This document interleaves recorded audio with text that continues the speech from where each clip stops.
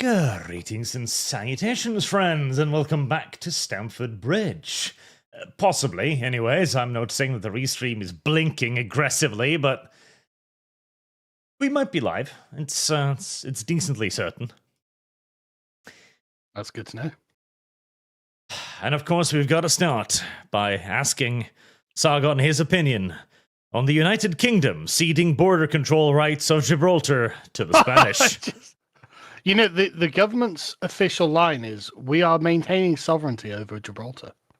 Yeah, by handing over control of Gibraltar's borders to Spain. I know. And also, the Schengen zone rules mean that they literally get to say that British citizens can only go there for a certain period of time, or if they've spent too much time in Schengen this year, then they can just say, no, you're not allowed to go there. It's like, this is fucking British territory, you maniacs. Why are we allowing this? Not to mention, of course, with the Spanish now being in charge of who gets to and who doesn't get to go to Gibraltar. Oh, you'll be amazed how many Spaniards suddenly turn up there. Yeah, not to mention also, if Spain actually wanted it, okay, well, suddenly they find one reason or another to deny access to all British military personnel. Well, that would definitely cause an incident. No, I don't know about that with Keir Starmer in power. Yeah, that's true. I swear to God, this Labour government is just determined to dismember Britain entirely. They are just completely against us. Well, you know, it genuinely does seem as if they are trying to do as much damage as they can, because they know they're not getting another period. Oh, yeah. I mean, it really does. They're not getting re-elected, I assume, but it really does look that way, and there's just nothing we can do about it for another 4 years. No, because again, I don't think there's a chance. Because the previous election was about sending a message to the Conservatives. Yeah, Labour got elected with, what was it, like 20%, 30% of the vote or something. It was 20% of the possible vote, but 30% of the actual vote. But either way, not a lot. Yeah, no, absolutely not exactly terrible. A stunning win. It's like the country is literally ruled by less than a quarter of the people at that point. Yeah. I mean, literally, it's a fifth of people. Like four-fifths. The thing is, if the other 4/5 were just kind of neutral towards them, then okay, maybe. But no, Keir Starmer is hated. He's probably less popular than Hitler. You know what I mean? Like, he's genuinely hated. Last I checked the other week, he had an approval rating of 15%. That's not net. That's gross. His entire approval was 15%. And net, it's something like minus 50. 15%? Yeah, no one likes him. No one likes him. No one voted for this. No one wants it. This obviously wasn't in their fucking manifesto. Giving away the Chagos Islands wasn't in the manifesto. You know, ripping us off wasn't in the manifesto, but they're doing it anyway. And again, too, this again flies straight in the face of what the people want. Because on Gibraltar, last time there was a referendum in 2002, 99% of voters rejected a proposal to share sovereignty with Spain. Yeah, and that was people in Gibraltar who voted in that. 99%. Like, virtually nobody. Yeah. Well, you've got to remember that Britain has controlled Gibraltar for over 300 years. And the Spanish and the French have tried to take it off us and failed every time. So the people on I've been to Gibraltar. The people on Gibraltar are 100% British. Like, they view themselves as British people. It's the same with the Falkland Islands, you know? Like, they're not like Spanish people occupied by Britain. No, these are British people in a colonial territory. And there's more British flags there than you'll ever see in Britain. And they do everything like we do here. And so, like, they have absolutely no desire to be governed or administered in any way by the Spanish. And yet, here we are. And yet, Keir Starmer has decided to give control of Gibraltar's borders to the Spanish. Oh, it's mad. It's absolutely mad. And it's infuriating. Yep. No, like I said, I genuinely do believe that the Labour government is just trying to do whatever damage it can at this point. Yeah, they genuinely seem to hate us. Well, I don't even know if it's hate. Well, yeah, partially, but I feel like if anything, the strategy here is to just like create as much shit as humanly. Because I feel like this is what the progressives have transitioned into in general. It's get as much shit on the books as humanly possible, and hope that the conservatives, Republicans, etc., yet again demonstrate an abject unwillingness to reverse all of the shit that has been forced on the population. I mean, it's entirely possible. That is a genuine failing of the conservative parties across the world, the unwillingness to reverse the legislation put in place by the left. Literally today, Nigel Farage came out and said that he didn't want to get rid of the devolved parliaments. Yeah. And it's like, but that's literally you committing to Tony Blair's vision of the future. Like, they need to go. Again, like, the problem with conservatism appears to be it tries to conserve not what was good about the past, but whatever is current, regardless of where that current comes from. Whatever the left has decided, the conservative will fucking preserve. And it's like, oh, brilliant. Just fucking brilliant. It's not a good way of doing things. No, it's ridiculous. And you'd think they would just, I don't know, you'd think they'd have an idea. You know, they've got no vision of the future. Well, literally, that's it. Like, they don't have a... They've become career politicians. Like, for a lot of these politicians, it's not about, I have a platform, I have an idea, this is what I want to do. It's, what will get me elected? What will get my pension ready for another 4 years, etc.? The thing is, it makes it all the more remarkable that even Farage has just fallen into this and be like, yeah, no, we're just going to do exactly what Labour tell us. I mean, seriously, I actually don't know what the difference between Labour and Reform is at the moment. Like, I don't really know. Like, Farage also came out and said a Welshman is someone who has lived there for 5 to 10 years and paid taxes. It's like, what? And that's obviously not true, you know? Like, that means that if you don't live in Wales and you don't pay taxes in Wales, then you're not Welsh. So if you're Welsh and you move to London or something, sorry, boyo, you're not a fucking Welshman anymore. So weird. Like, it's totally like globalist view on citizenship. It's like, that's not how it works, Nigel. Well, it's the same issue we have here in Norway as well, where the Conservative Party is just the left-wing party, but they want to do it over the course of 10 years instead of 5 years. Yeah. We need radical new parties, and we're not getting them. Oh yeah. It's definitely what we need in Britain. Just someone who has just actually got the balls, just saying, no, this is all bullshit, and I'm overthrowing it all. Elect me, and I'm going to repeal all of this. And on that position, I would like to present you to one of the new leaders of our potentially radical political party. She looks like a normal Hassan Piker. Oh, what? Oh, right. What's Hassan Piker done now? Hassan is asked what his favorite flag is in a room full of gay people. No, it's got to be the Palestine flag, right? Worse. Here, let's talk about our favorite flags. Oh, like overall, what my favorite flag? Yeah. Hezbollah.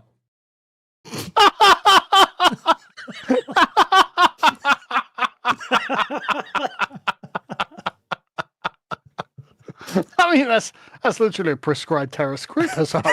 Yes, this is what I said. Here's our new radical leader. His position in a room full of gay people is, I would like to throw you off a roof. Like,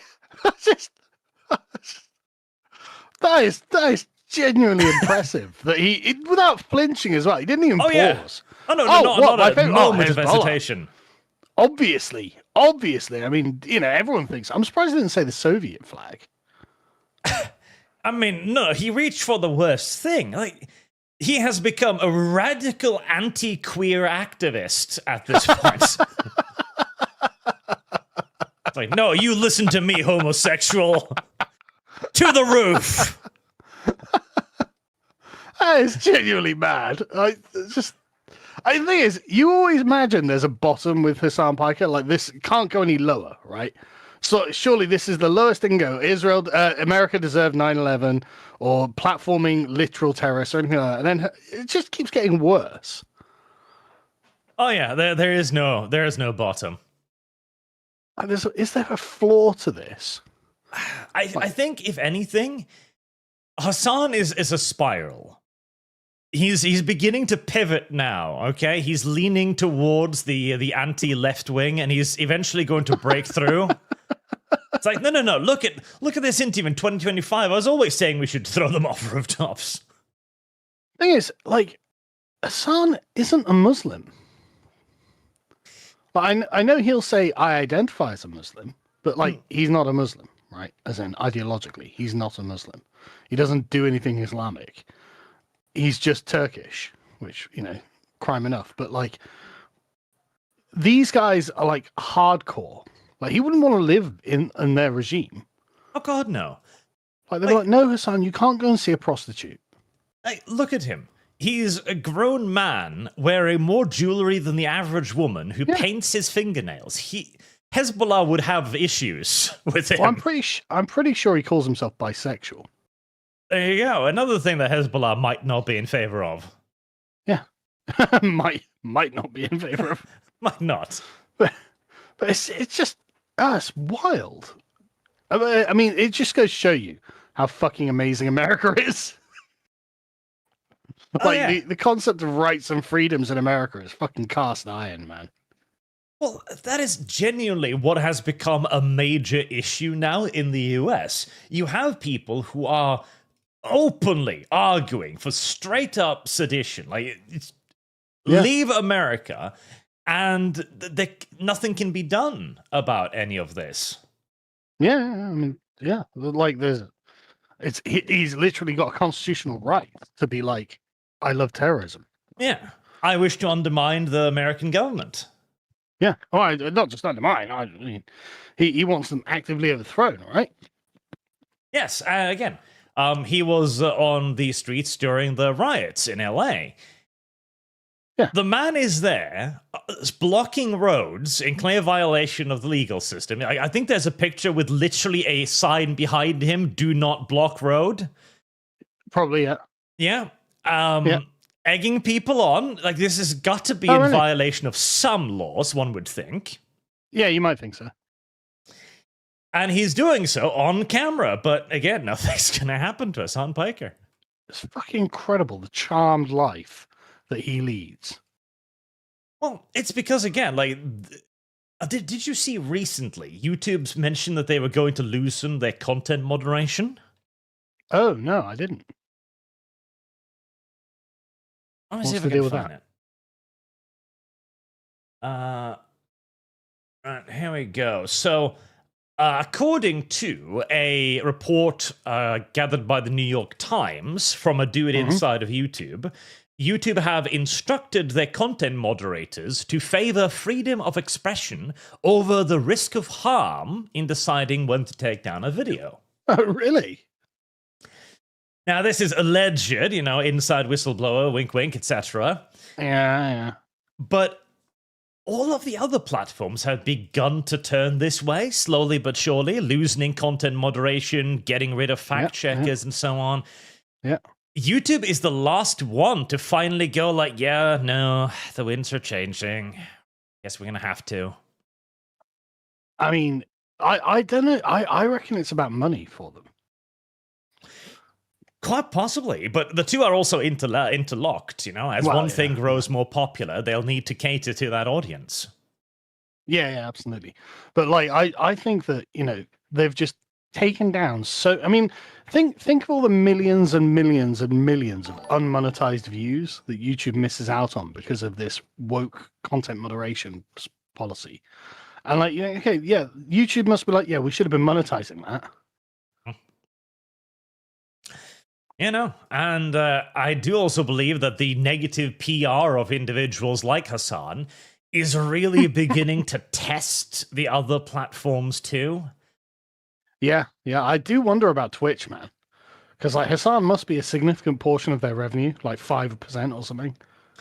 Yeah, and especially now as well as, incidentally, this is a beautiful opportunity to shill the fact that we are starting to stream more on Kick now, where we get paid just for you watching. You don't even have to donate. Just watching on Kick will give us revenue far in excess of that of YouTube. So, wink, wink. Really?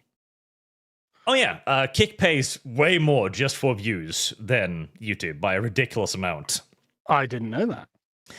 So again, if you wish to support the stream, then consider watching it on Kick. But Asmongold, of course, moved over to Kick away from Twitch. Like, he's even considering moving off Twitch entirely. That's a lot of money. Yeah. Not to mention a content creator the size of Asmongold going, oh, no, this is a better platform. They're not going to take me down for no reason, and they pay me more? Yeah, mad. Like, I mean, good for the free market. It is. It's, like, Twitch has got to be feeling the strain by now. Yeah. They even announced the other day that they were going to do more advertisement monetization, so more ads, more interruptive viewing experiences. Oh my god. I stopped streaming on Twitch because the ads were just unbearable. Like, all I would get is people complaining about the fucking ads, and I'm like, I'm not in control of that. You know, like, even YouTube as well. I've put my odd in ad insert thingy to the least thing I can. Because if you don't, they just keep turning it back on again. I tried to fight it for like years. That's another thing. We're not really in control of what happens with ads on YouTube. Yeah, no, unironically, I've lost count of how many times I've turned that thing off.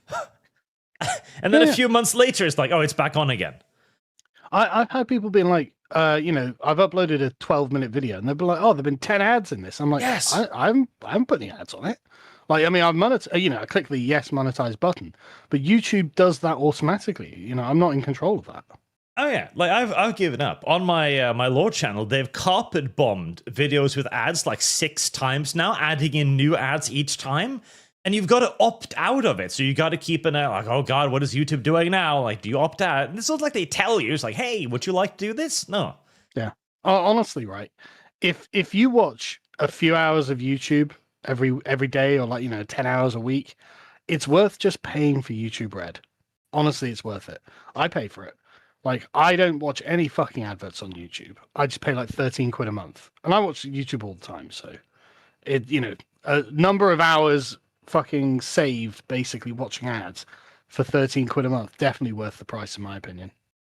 And look at that, Sir Whimsy Dear Pimpington is on Kick now. There you go, chat. The rest of you should follow. But Is that where Dr. Disrespect went as well? I think so. Isn't he on YouTube now? I have no idea. I think so, because he got yeeted proper off Twitch. Yeah, well, yeah. But I'm just glad to see that there might be a little bit of loosening in content moderation. Well, yes. At the end of the day, this is only going to possibly restore a level playing field.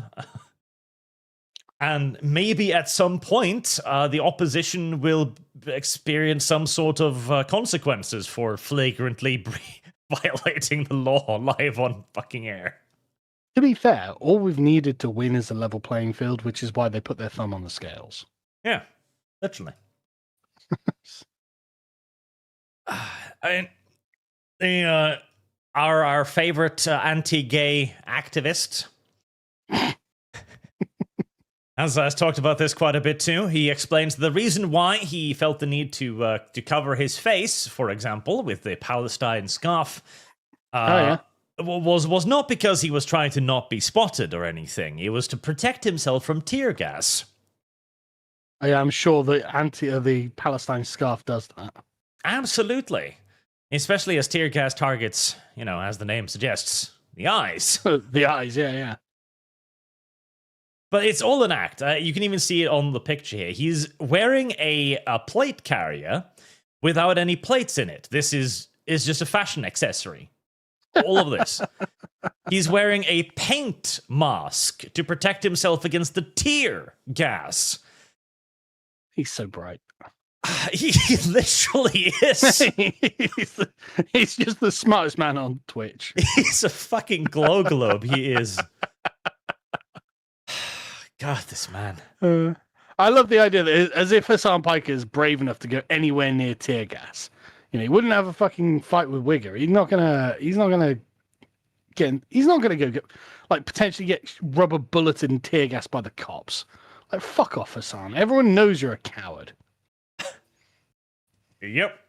Again, like it's so performative. Again, like either he doesn't know what a plate carrier is, because this is the type of bulletproof vest where you need to put in plates into it. The vest. I mean, yeah, that's only the if you vest want itself to actually offers do no something. protection. It's only if you think you're actually going to need it. Yep, absolutely. Like, he doesn't think he's going to fucking need it.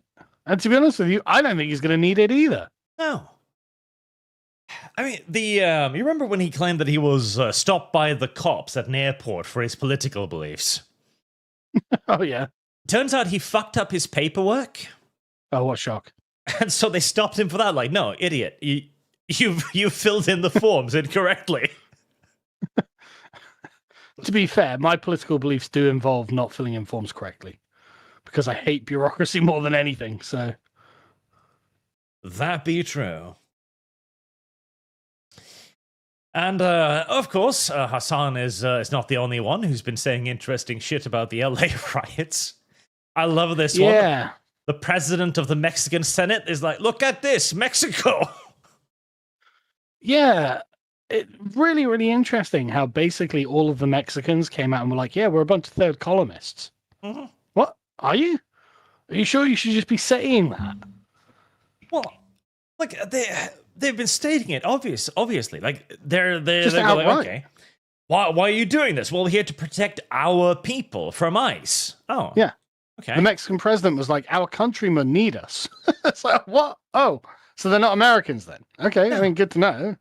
They're literally foreign infiltrators. Yeah, they're literally a fifth column. The Mexicans are declaring themselves to be fifth columnists in the United States. Yep. And they again, this is why I call denaturalize this... and deport. I mean, get rid of them. What are you doing? Yeah, it's the only way you can deal with active, actual rebels. Because at this point, California is non-governable. Yeah. Like, they've infiltrated this is in the U.S. Constitution. This is in the Constitution. I can't remember what the law is, but someone dug it up and was like, look, any insurrectionist can be denaturalized and deported. It's like, good idea. And it's the only solution. Again, like, they have control of local government, so they're not going to stop them. They're not going to raise a finger. They're not going to stop them from bringing in more people. And they have now reached the critical mass where they're capable of blocking federal legal action by rioting. Yeah. Like, for all intents and purposes, California is now a rogue state in the modern context. Well, that's the point, isn't it? Like, they want to do to California what the Anglers did to Texas. Literally, because the Mexicans at one point were like, hey, you can settle this. Yeah. And eventually the Texans decided, we don't want it. Yeah, this is Texas now. Yeah, we don't want to live in a Spanish-run state. Because who fucking does? Not the Mexicans. Yeah, that is... There's anyone who hates living in Mexico more than a Mexican, you know? Because a lot of people are, oh, why don't we just give them California? Well, because they're just then going to move into more of America. Like, they didn't want to stay in Mexico to begin with. Why do you think they want to stay in Mexico if it's slightly larger? Yeah, and remember, like, California was nothing. Absolutely nothing in, like, 1850 when Mexico handed it over. You know, the population of it was numbered in the thousands. You know, and it's like, and now California was the jewel of the United States, and Mexico's suddenly, oh yeah, actually we want that. It's like, no, you don't. You want someone else to have done the hard work for you. That's what you want. We'd like that now. All of those cultural institutions, all of the infrastructure. We want Hollywood, fucking San Francisco, Silicon Valley. Oh, now we want California. You didn't build that. You didn't build shit. But now it's important. Yeah. Now it's worthwhile having. And the worst part is, it'll only be worthwhile having for about 50 years. Well, yeah, if that. I mean, I love that. Don't they think the cartel, if America were like, yeah, okay, we're going to give this back to Mexico boys, do you think the corporations are all going to stay? Like they're all going to, oh right, so we've got Mexican property rights now, do we? Fuck this, like before the handover, they'd all be out of there. And do they think the cartels wouldn't just roll in all of a sudden? So, all right, so you've handed into all of California over to the cartels now, have you? Fucking genius. Like the Mexicans are not capable of fucking governing themselves. Has no one noticed this? This is okay. Where do we think the main audience for the cartels could possibly be? I wonder if it could audience, be in. You mean the customer base? Yeah, the customer base. Yeah, it's Americans buying cocaine. Yeah, where these might be located around, I don't know, major cities, for example. Yeah. Or hubs of entertainment industry. Yeah, maybe. I mean, stranger things have been suggested. Well, this wouldn't weaken the cartels. If anything, like, wait. We don't even have to smuggle it across the border anymore. Yeah, no, there is no border. It's all Mexico now, which means it's just Wild West, basically. And then, over the course of another, few decades, they would collapse, and then they'd start moving from California into the rest of America, as ever. Yeah. Well, it just become like the rest of Mexico. This is just inherent in how they govern things. Do us a favor. Google the number of candidates murdered in the last Mexican election. If I recall correctly, I think it was about 35. Jesus. Yeah, but I just fact check me on that. Let's see. List of politicians killed during the 2020. Up to 60 politicians 60. Right. were assassinated during the pre-campaign and campaign. Holy fuck! Yeah, Mexico is a fucking failed state. It is not a democracy. It is a narcotic. Beyond wild. I don't know what. It's just some sort of narco state. It's a fucking failed state. Like the woman in charge is not actually in charge. It's fucking insane that that's just literally happening on the U.S. border, and America should just literally send an army, take the capital, and set up an administration. Be like, no, you're being ruled by colonial governors now. Fucking look at this list. I know. It is insane, isn't it? 60 fucking politicians murdered in an election campaign. Armed assailant shotguns home runner while he was on a motorcycle. Just 4 gunshots wound found in his body. Yeah. This one, while driving his vehicle, intercepted by armed assailants and shot multiple times. Yeah, this is a failed state. If I were the Americans, I'd be like, look, we are literally going to just occupy your capital, set up an administration, and then we are going to use the US Army to just exterminate these gangs.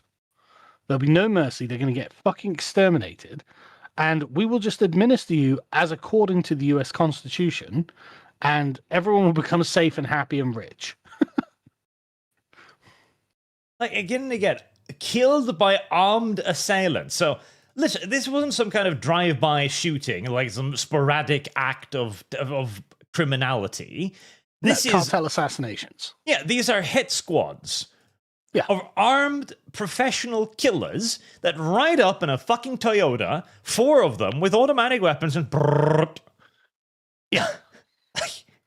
It's like 60s American gangster shit. Yep, but way worse. Yeah, no, on a much larger worse. scale. Yeah. Yeah, it's bad. And so it's like, right, okay. Oh, this reminds me too. Have you seen videos and stuff of the Mexican cartel militias? Yeah, they're armies. They're like, it's like out of a video game or something. Yeah, no, it literally is. It's like out of Call of Duty or something. I saw a video where they had they've got homemade armored vehicles. Mm-hmm. Oh yeah, here we go. Here's a picture. See if we can load that. It doesn't load. Where they have homemade armored vehicles, so just up armored, they're just welded on steel plates, etc., onto cars. Yeah. Let's see, there we go. There you go.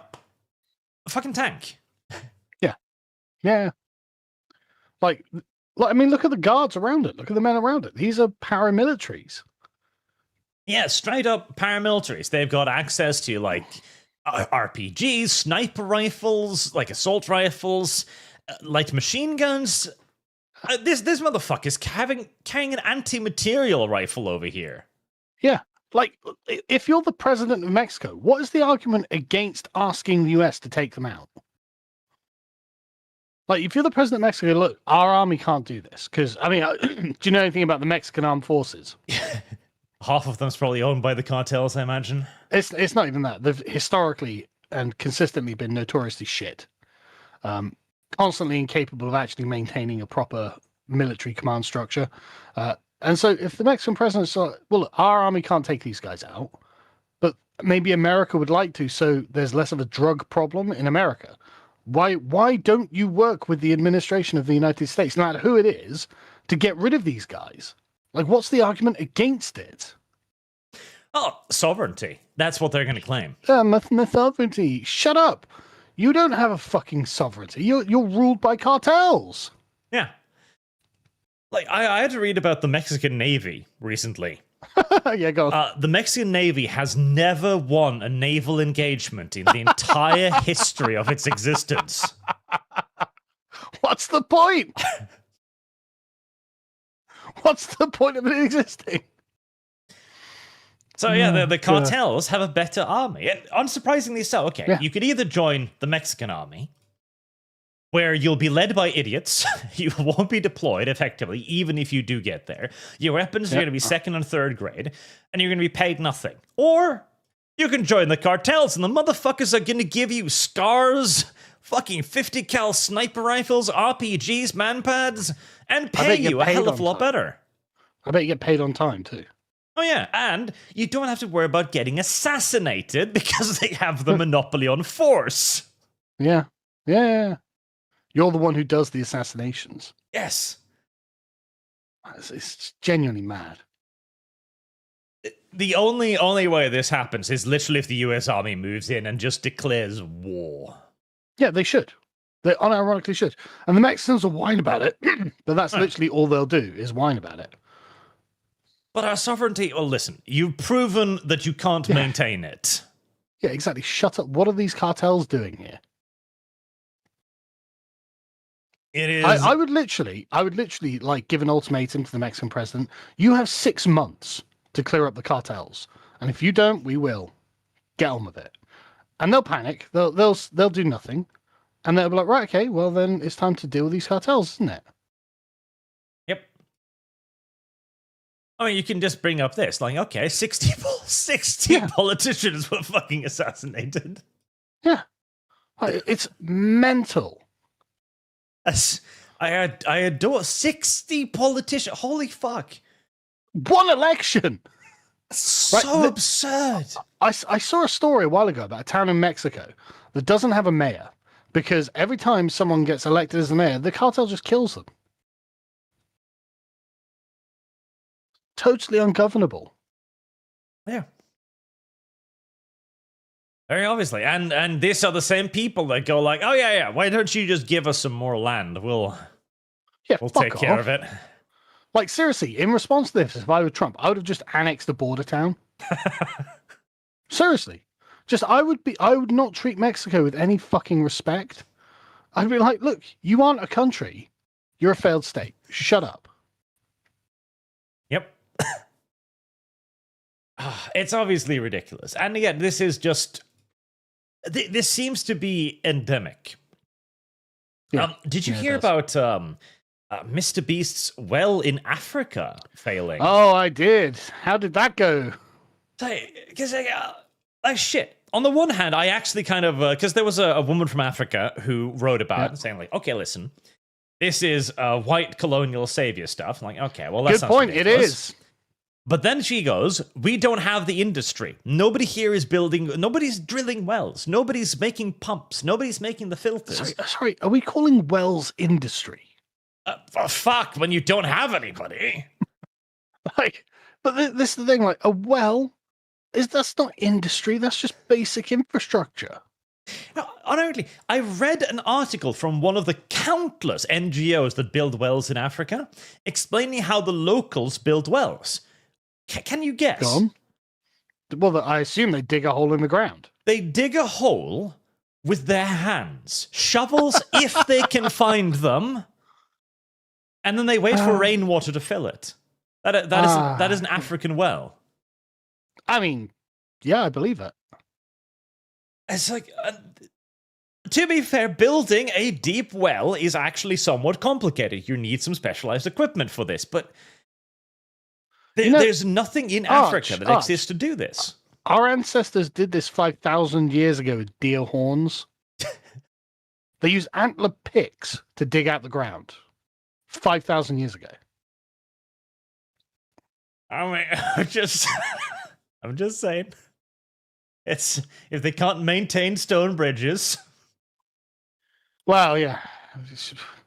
But again, though, she does have a point. Like, okay, if you've got a deep well, deep groundwater that needs drilling, right? Okay. Yeah. Now you've got an electric pump. You've got filters to cleanse the groundwater. You've got all of these modern Western components. Then one of them breaks. Yeah, what can you do? Yeah, and then the local community just goes, "Oh, the well has stopped."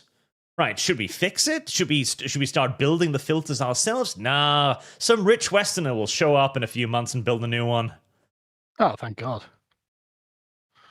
Thank God for the Westerners, eh? It's infuriating, because it means that Africa can literally never at any point improve if the position of the local Africans is just like, oh no, it broke, don't care about it. NGO number 7 will show up next week and dig a new one.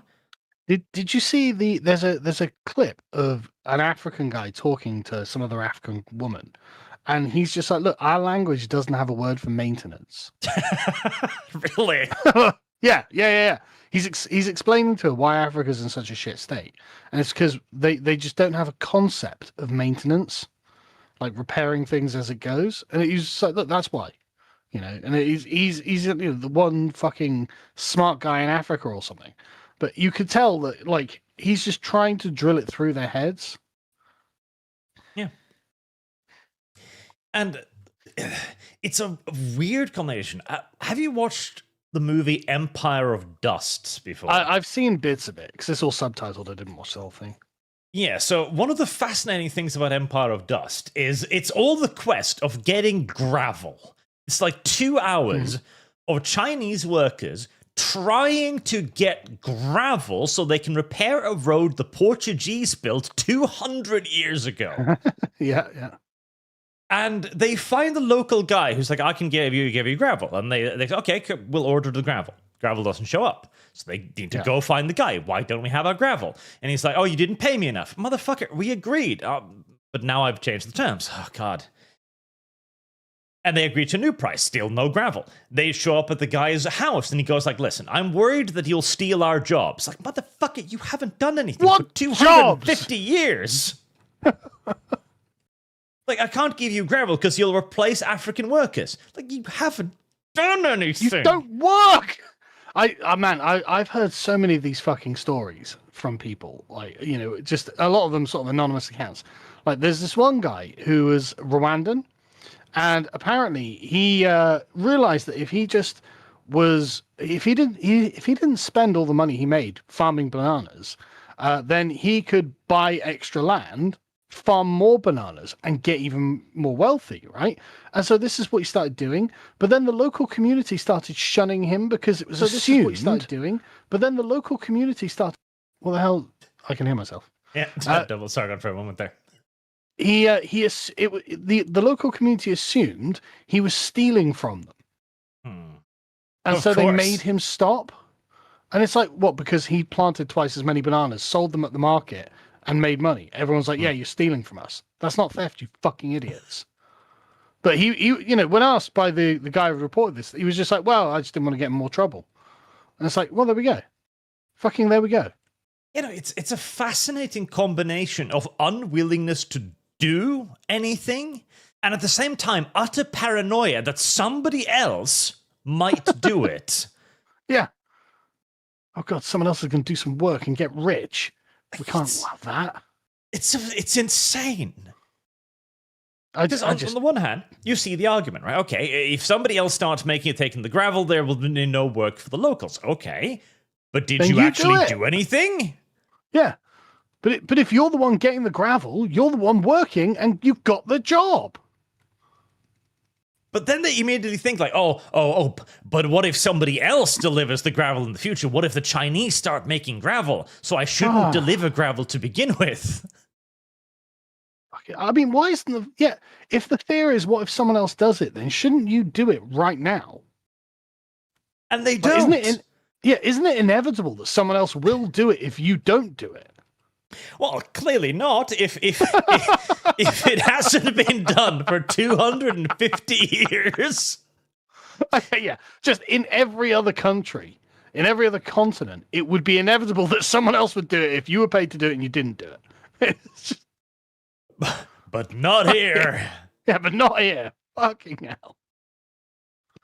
Oh my god! I what can you do, man? If they're like, we're determined to live at subsistence level forever. Okay, fine, all right. And in the article about the wells, the woman was bringing up, there are Africans who want to do something, and there was an example of what's the most successful African economy. Well, it's an island called Mauritius. All right. Right. What does Mauritius look like? Lovely. I wonder what the main economy could possibly be here. I mean, I'm guessing it's tourism, right? 70%. I mean, it looks lovely. It does, but there comes the thing. So the locals didn't do anything. It's just that white people would go, God, it's fucking shit home. I want to go here. Hang on. No, they still have to serve them. They still have to make sure that the rooms are cleaned and tidied, the domestic service of it and stuff like that. They've got to produce food, make sure that everything, like the amenities actually work. They do have to do something for tourism. See, you say that. Go on. You say that. You wouldn't know what one of the largest population groups on Mauritius is? Is it Indians? Indians. How did I know? Every stereotype is fucking true, man. I swear to God. Imported during the British Empire, the Indians make up 67% of Mauritius's population. I've never even heard of this island before. How did I get everything about this correct? So, fucking hell. The people working to maintain the tourist industry aren't the native Africans, it's the imported Indian serfs. That is wild. All right, I mean, I definitely do not carry the white man's burden, man. I'm just leave him to it. Just leave him to it. We don't need to have anything to do with it. What business is it of ours? It's... and again, so, to find an example of an African industry that worked, we had to go to this island here. That fucking tiny dot was the example of stellar standout African industry, populated primarily by Indians. I mean, just okay, yeah. It's like, so as much as I get the argument, if there isn't African industry to support the Africans, then of course there's not going to be an industry. If there aren't work, if there aren't job, if the local governments are too restrictive on industry, etc., I get it, but you still don't do anything. Yeah, I mean, and the thing is, there's literally nothing stopping them from doing stuff. There's just no barrier to doing stuff. What a depressing fucking topic. Oh, yeah. Oh, Cogbjörn donates $100. Thank you very much, sir. Thank you. America needs to act like the British Empire, fallen colonizers. Only then will the true masters of men, the Wisconsinites, reign. As the god kings we are. Memes aside, awesome to catch you two on stream for my birthday. 24 years on. Hopefully a long life to go. Congratulations, dude. Oh, well done. I hope your 25 years of life will be filled with more success than the average African. Entire continent of Africa. Or the entire continent. I just can't understand, man. No, it is genuinely impossible to understand. Like, Africa is the richest continent on Earth. Yeah. Like, people go, oh, America has so much natural resources. Not by comparison, no. Yeah, Africa's full of it. Oh, yeah, the amount of precious minerals, the amount of base minerals in Africa is staggering. Yeah. And they're going to be there until the end of time. Either that or until the Chinese dig them up at this point. Well, yeah. But it's just crazy. It's fucking crazy. It's a genuinely absurd situation. And again, these are the same people who are like, oh yeah, no, we'll take our American and we'll fix it. If I recall correctly, the one actual success story is Botswana, because Botswana went hard capitalist. Yeah. Well, like can we look up Botswana's GDP for a minute? I think it's like one of the second or third highest now. Yeah, like. But like everywhere else, like if you look at Zimbabwe or fucking South Africa or something like that, it's like, the fuck is going on, man? All right, so list of countries. So South Africa, number 1. Surprise, surprise. Oh, yeah. Egypt, number 2, which you'd expect after a history stretching back like 3,000-4,000 years. Oh, but that's embarrassing, isn't it? Yeah, that they were overtaken by South Africa. Yeah. South Africa, if I remember, was settled in some point during the 1800s, I think. So over the 1600s. 1600s. South Africa. Look at the population of Egypt, man. 109 million. Like you've seen pictures of Egypt from the air, right? Yes, I have. It's truly hellish looking place. Oh, awful. And it's, as well, it only produces enough food to feed half the population. They have to literally imagine being in a position where you have to import grain to Egypt. The breadbasket of the ancient world. Yeah. We import grain. Can you imagine telling, like, fucking Augustus that? So what do you mean? Where do you think we get our grain from? Let's see. Anyway, okay, so you're right. South Africa settled in 1652 by Dutch colonists. So over the course of about 400 years, South Africa has grown to be a bigger economy than the 3,000-odd year history of Egypt. Yeah. And imagine the tourism that Egypt gets every year. Imagine what percentage of their economy is tourism. It's absurd. Yeah, it's genuinely laughable. Fucking Africa. It's a cursed place, man. Yep, it is. There's no. I mean, and the thing is, we know it doesn't have to be this way because the British used to rule it, and it wasn't this way.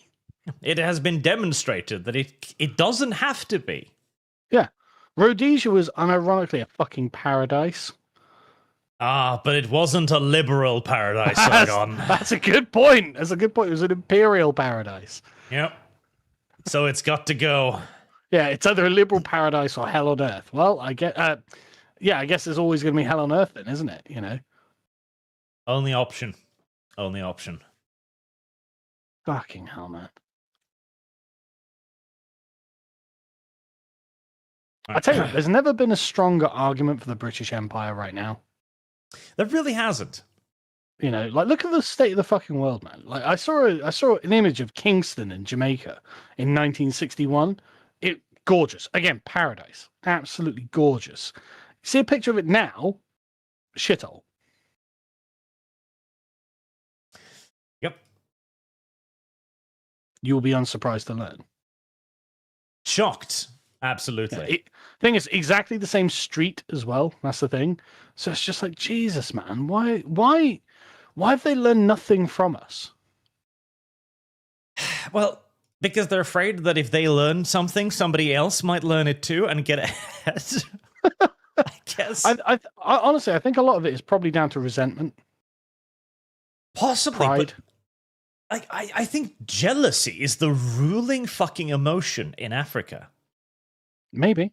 Like, because it feels like they're afraid that somebody else, like we said, somebody else might do something, so I should ensure that it's not done. It's just comical. I mean, why? It, All right. You know what? We need something slightly lighter after all that. Oh yeah, go on. Let's see. So let me just do a thing here where I'm going to share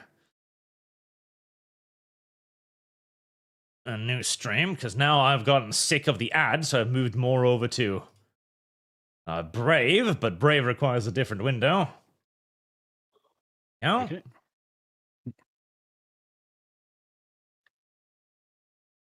Brave.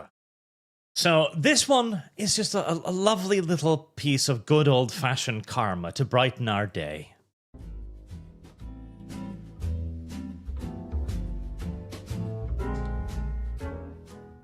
Are you a racist? With all due respect, sir, I'm here to talk about the essential work that nonprofits do. Excuse me, that's a throughout very the simple country. question. Yes or no question. Are you a racist? Sounds like she's a racist to I'm not me. racist. You're not a racist. Particularly interesting because according to one of your affiliate charities under your nonprofit umbrella, denial of racism constitutes covert white supremacy.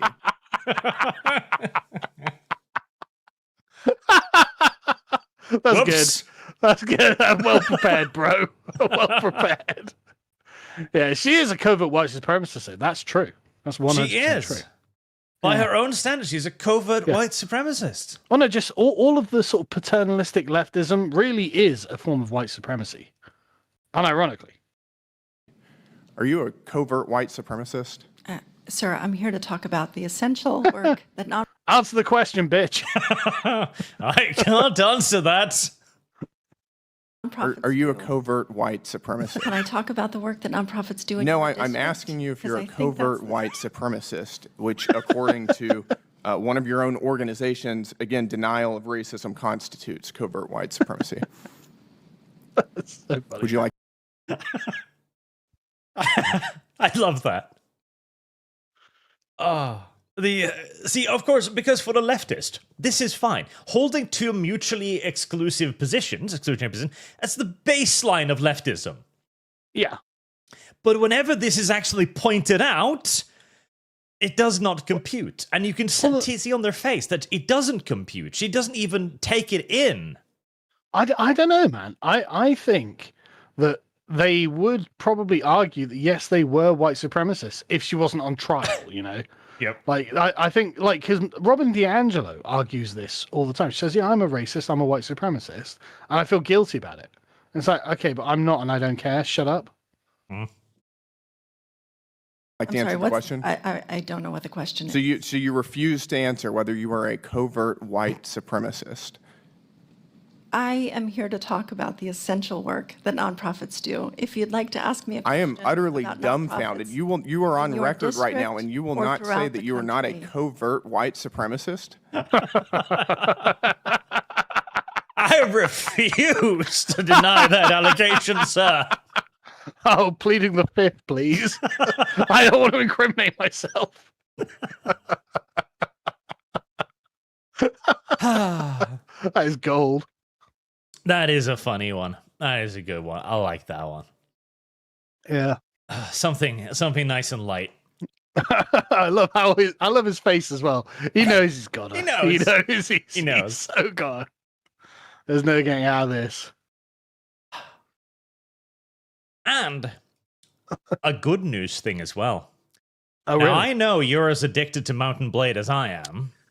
I am, yep.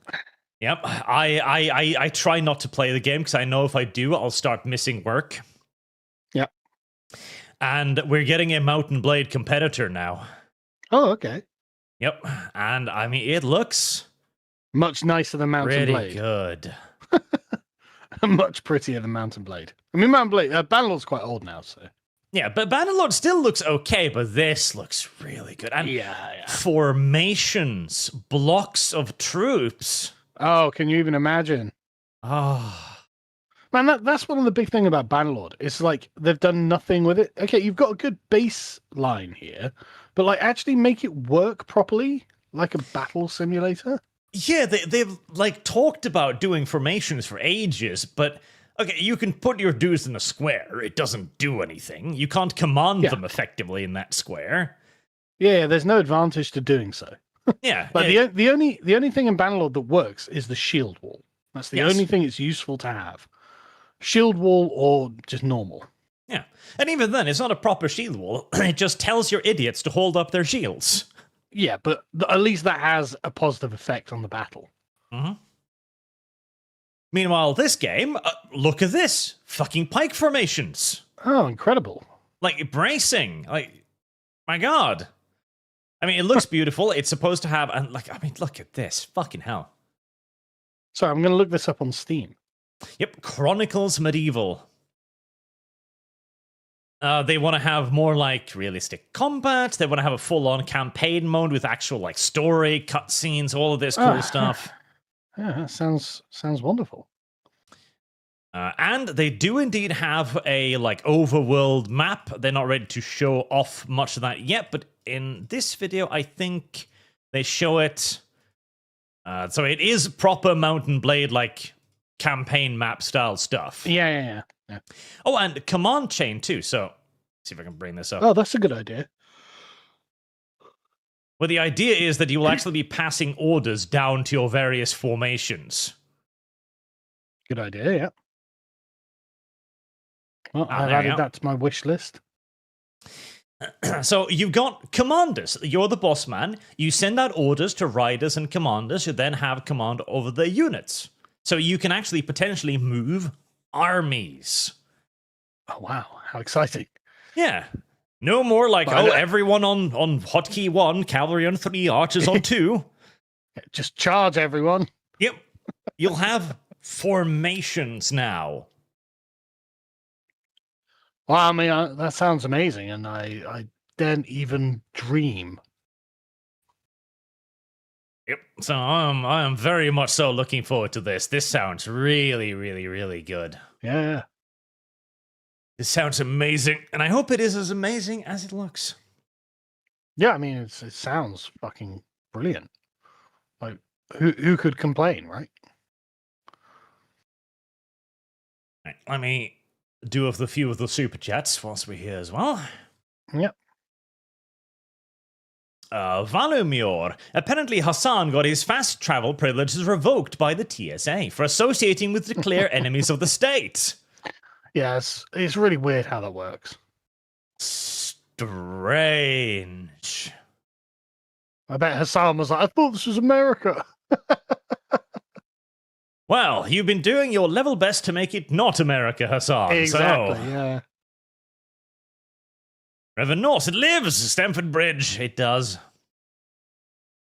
This way as well, it's Arch and Sargoni. Ah, gone. I see. Sargaway. So, John, so when will your traitorous Twotir that was a tortured sentence.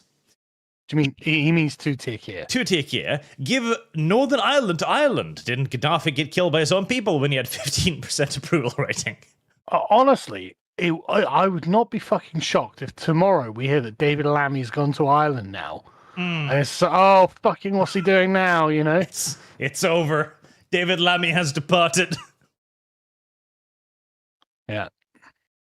And, no. Gaddafi had a higher approval rating. Like, the hilarious part about Libya is Gaddafi tried to buy his people happiness. Like, they had, like, free internet and shit, like, no taxes. Yep. And they had super cheap petrol. The state would spend 50 grand on a house for newlyweds. It was actually incredible. To be honest. It was insane. It's really good. But then various like pro democracy groups, quote unquote, we called them pro Hillary democracy. Clinton. Yeah, and in reality, they were pro-Islamists who wanted an Islamist state instituted, basically. But also Hillary Clinton, because he wanted to institute like the gold dinar or something. Yep. Which would have been a problem for the neocons. And so they're like, well, he can go. And as Libya possessed strategic resources, How convenient. But not for Libya. Not for Libya. And so Libya was liberated, like so much of the Middle East during the great Spring, Arab Spring? Arab Spring, yeah. When they then turned around and went, we want extreme Muslim dictatorships. There must be like, middle-aged Libyans currently be like, God, we used to have it so fucking good. Oh God, yes. Just this is there's no winning, It really is not. And did you hear? America's probably starting shit with Iran now too. Yeah, I don't know. I'd be surprised. I hope not, because the last thing America needs right now, after finally getting out of the Middle East, is to go back in the Middle East. Yeah, and the thing is, if they don't, I don't think you need to do anything to interfere with Iran, the mullah's collapse at this point, right? If you look at, irreligiosity in Iran, it's tipping over into the majority.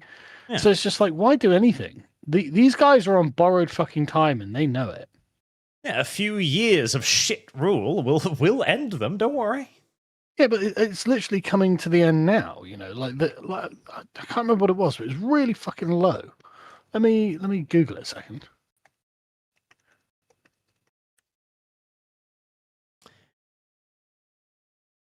Seloxan Doppelganger. We get the government we tolerate. By not revolting, we consent to their corruption.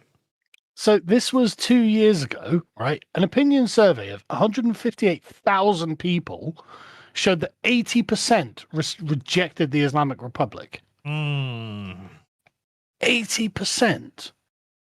They're slightly less. No, they're about. In fact, they're exactly as popular as the Labour Party.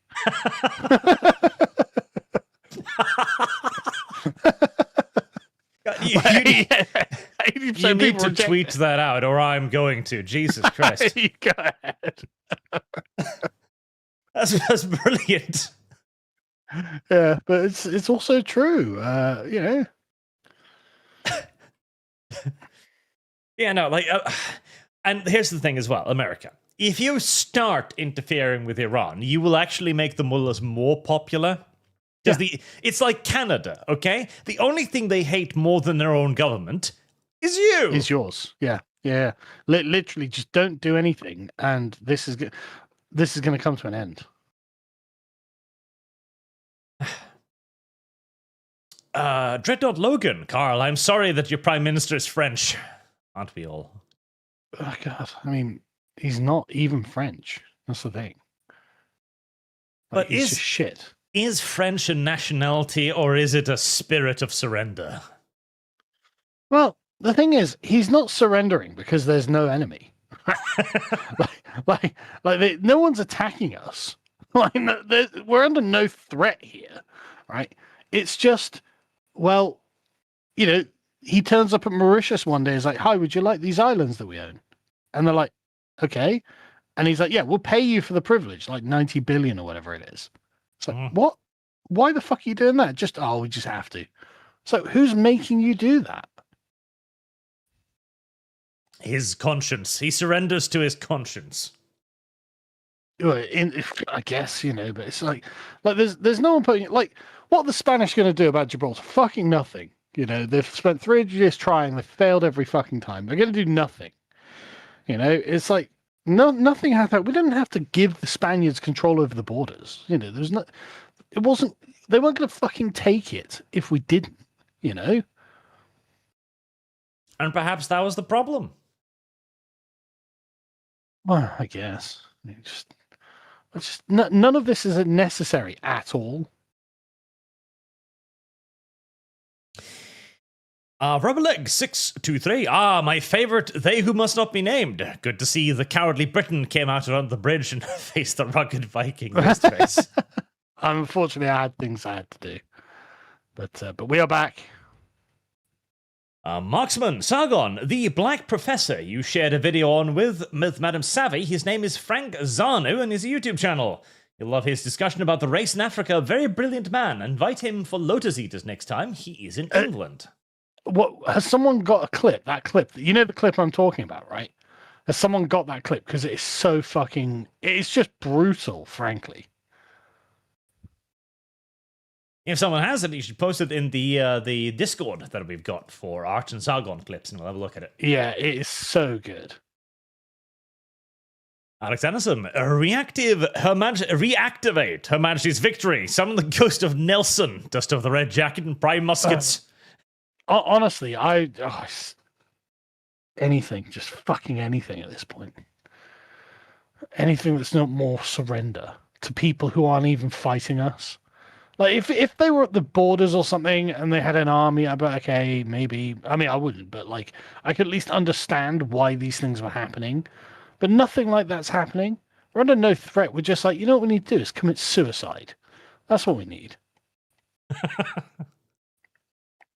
Let's just fucking kill ourselves, lads. Decent. The Pentagon Pizza Index is up.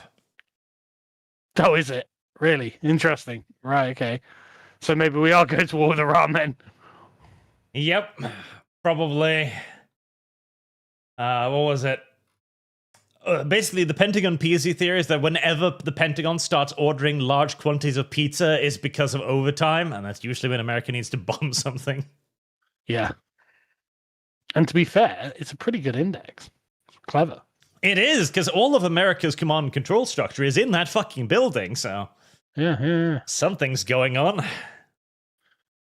Yeah.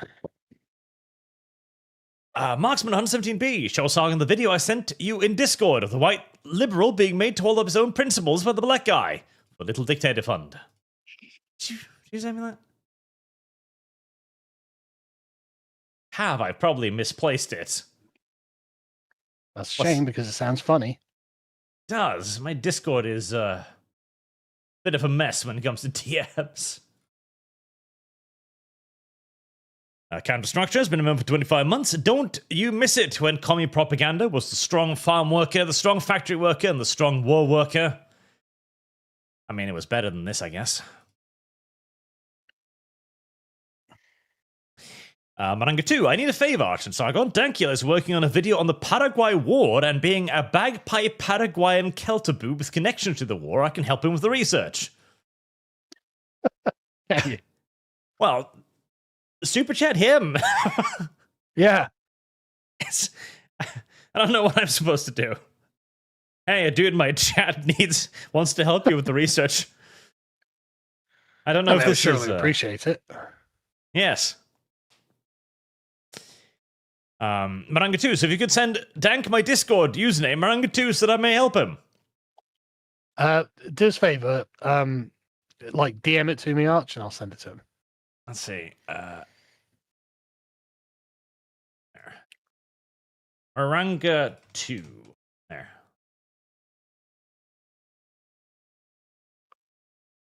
And well, no, it has a thing on it, right? Like the hashtag and stuff. Well, yeah, Discord username Maranga 2. So I'm guessing that's the one. That's one. Yes. I know this one.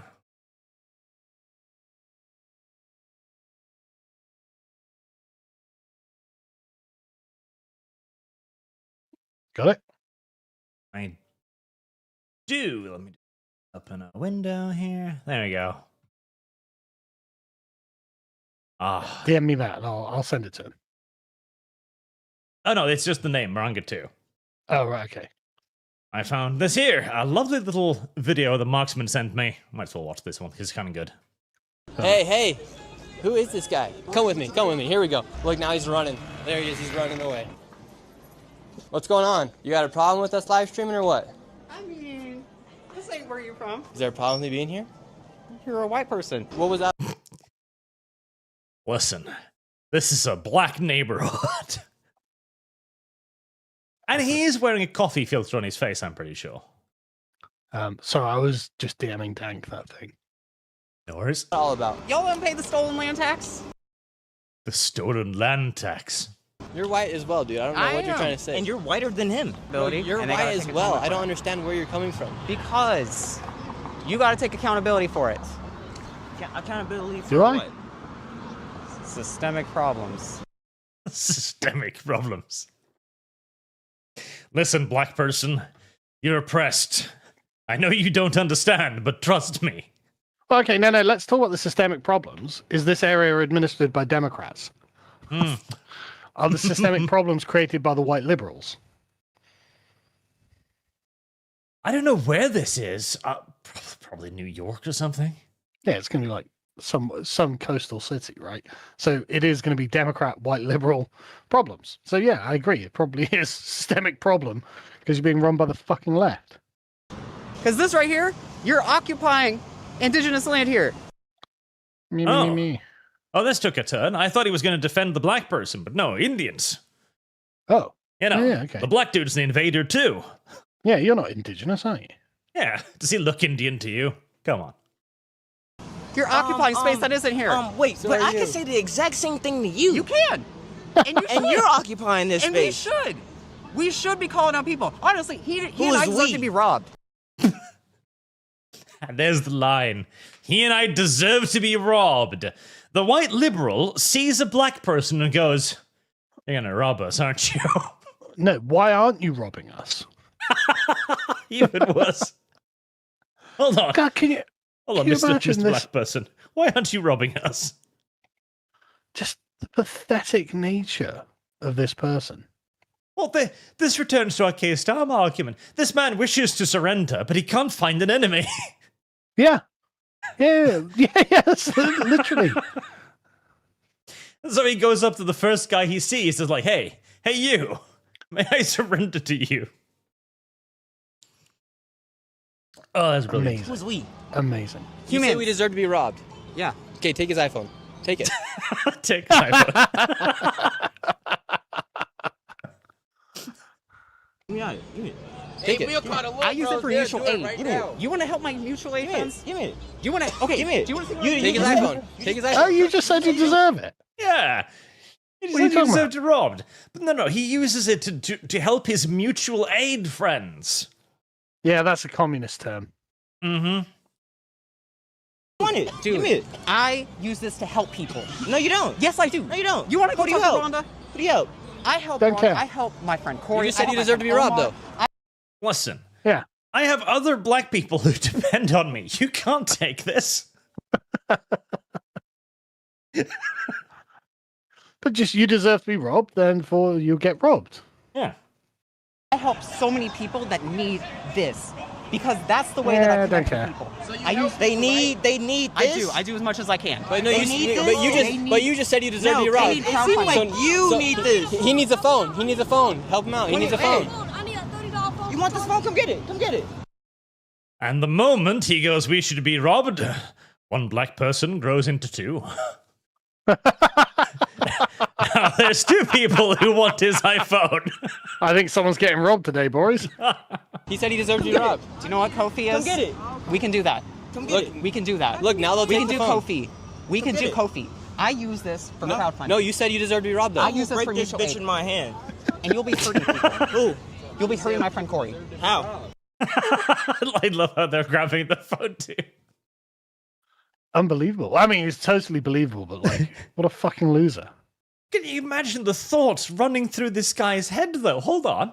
I thought we were allies. I thought you deserved to be fucking robbed. My friend Corey needs resources. Ah, resources. Oh, yeah. Of course. Okay. This is all How about. are you helping your friend Corey so far if she doesn't have those resources? Because I give them to her. Ah, the third person comes with their hands out. There's a valuable lesson to be learned here. Yeah, that really is.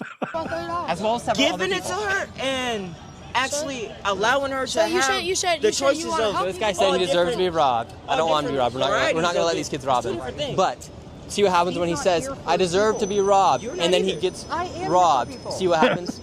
Yeah, see Weirdly, what he's not happens. up for it. Yeah. He doesn't like it then all of a sudden. Yeah.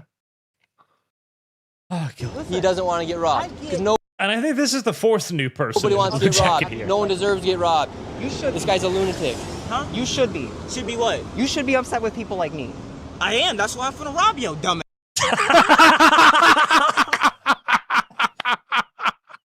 I am indeed. ain't upset with you. So I know the fucking iPhone.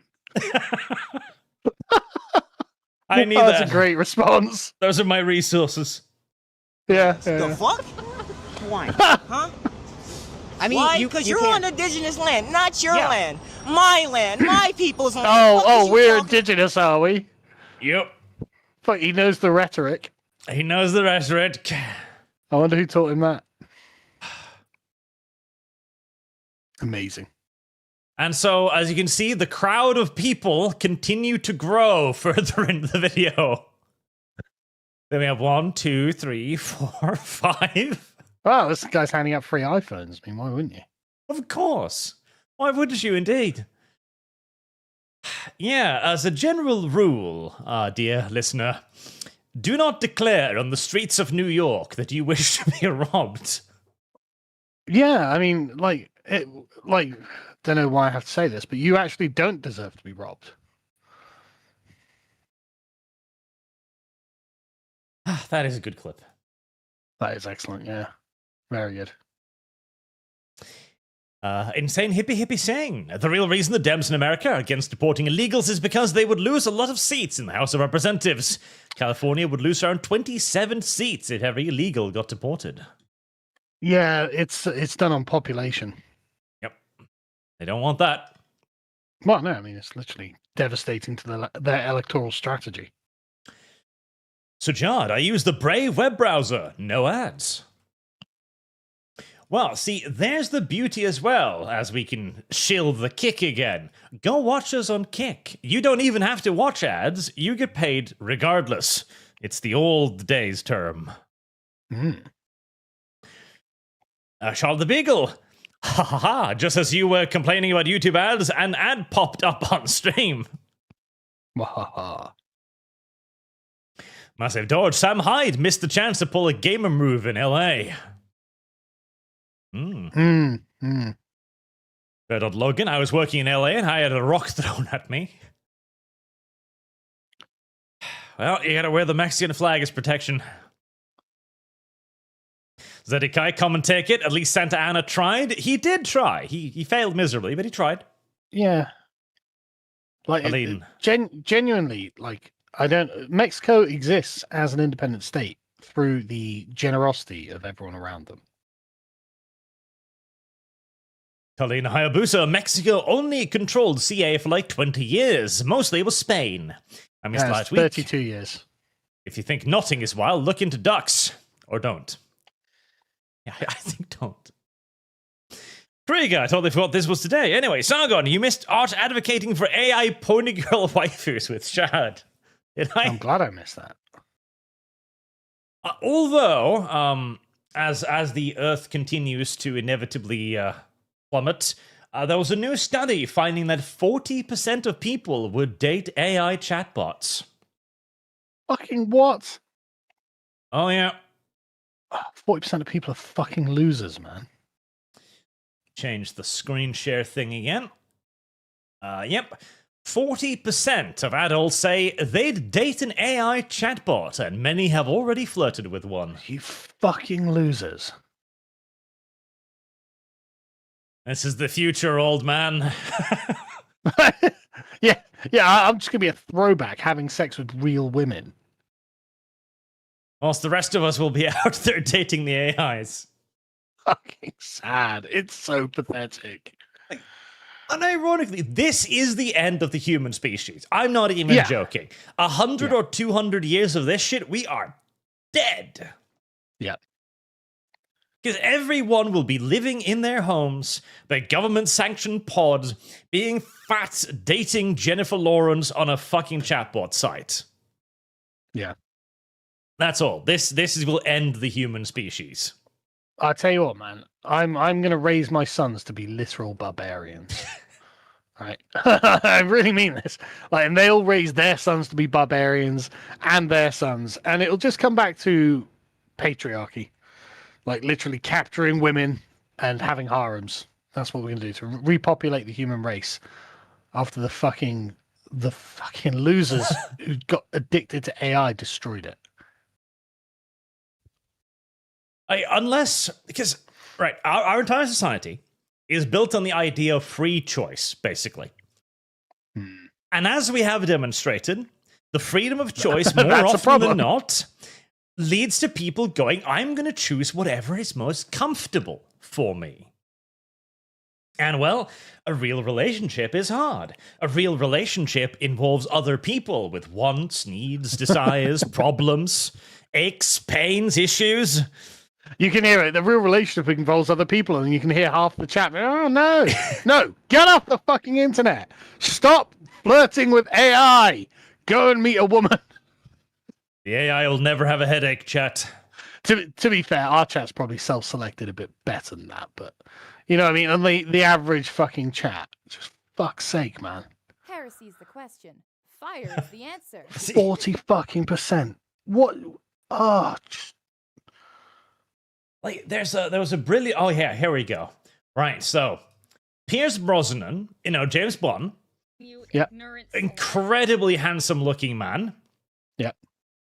Started dating this incredibly beautiful woman. Yeah. Then he put a ring on her finger. Yeah. A few years later. Well, no, hang on. That's not a few years later. That's like 30 years later. She's like 60. I think it was 10 or something. 10 or 20. No. Look at his face. This is literally them 30 years later. I don't know if it's that much. We can find a young... Yeah, I'm not joking. That's from 2023 Met Gala.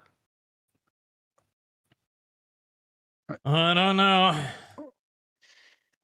Let me have a look at how old is he. He's 72. Is he? Yeah. Yeah. I would never have known, to be honest. He's kept well.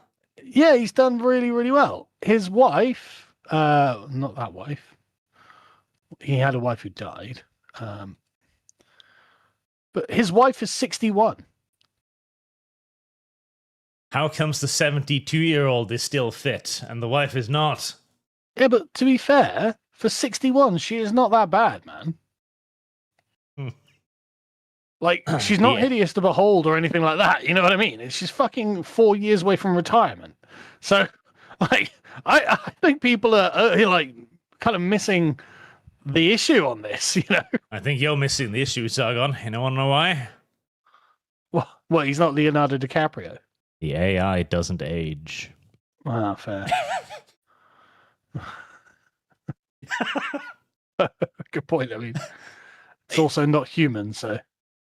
Seriously, I am so not kidding. This is gonna fucking kill us. This is the end of the human species. Yeah. This is why we haven't found aliens, because it's way easier to build an AI sex bot than a spaceship.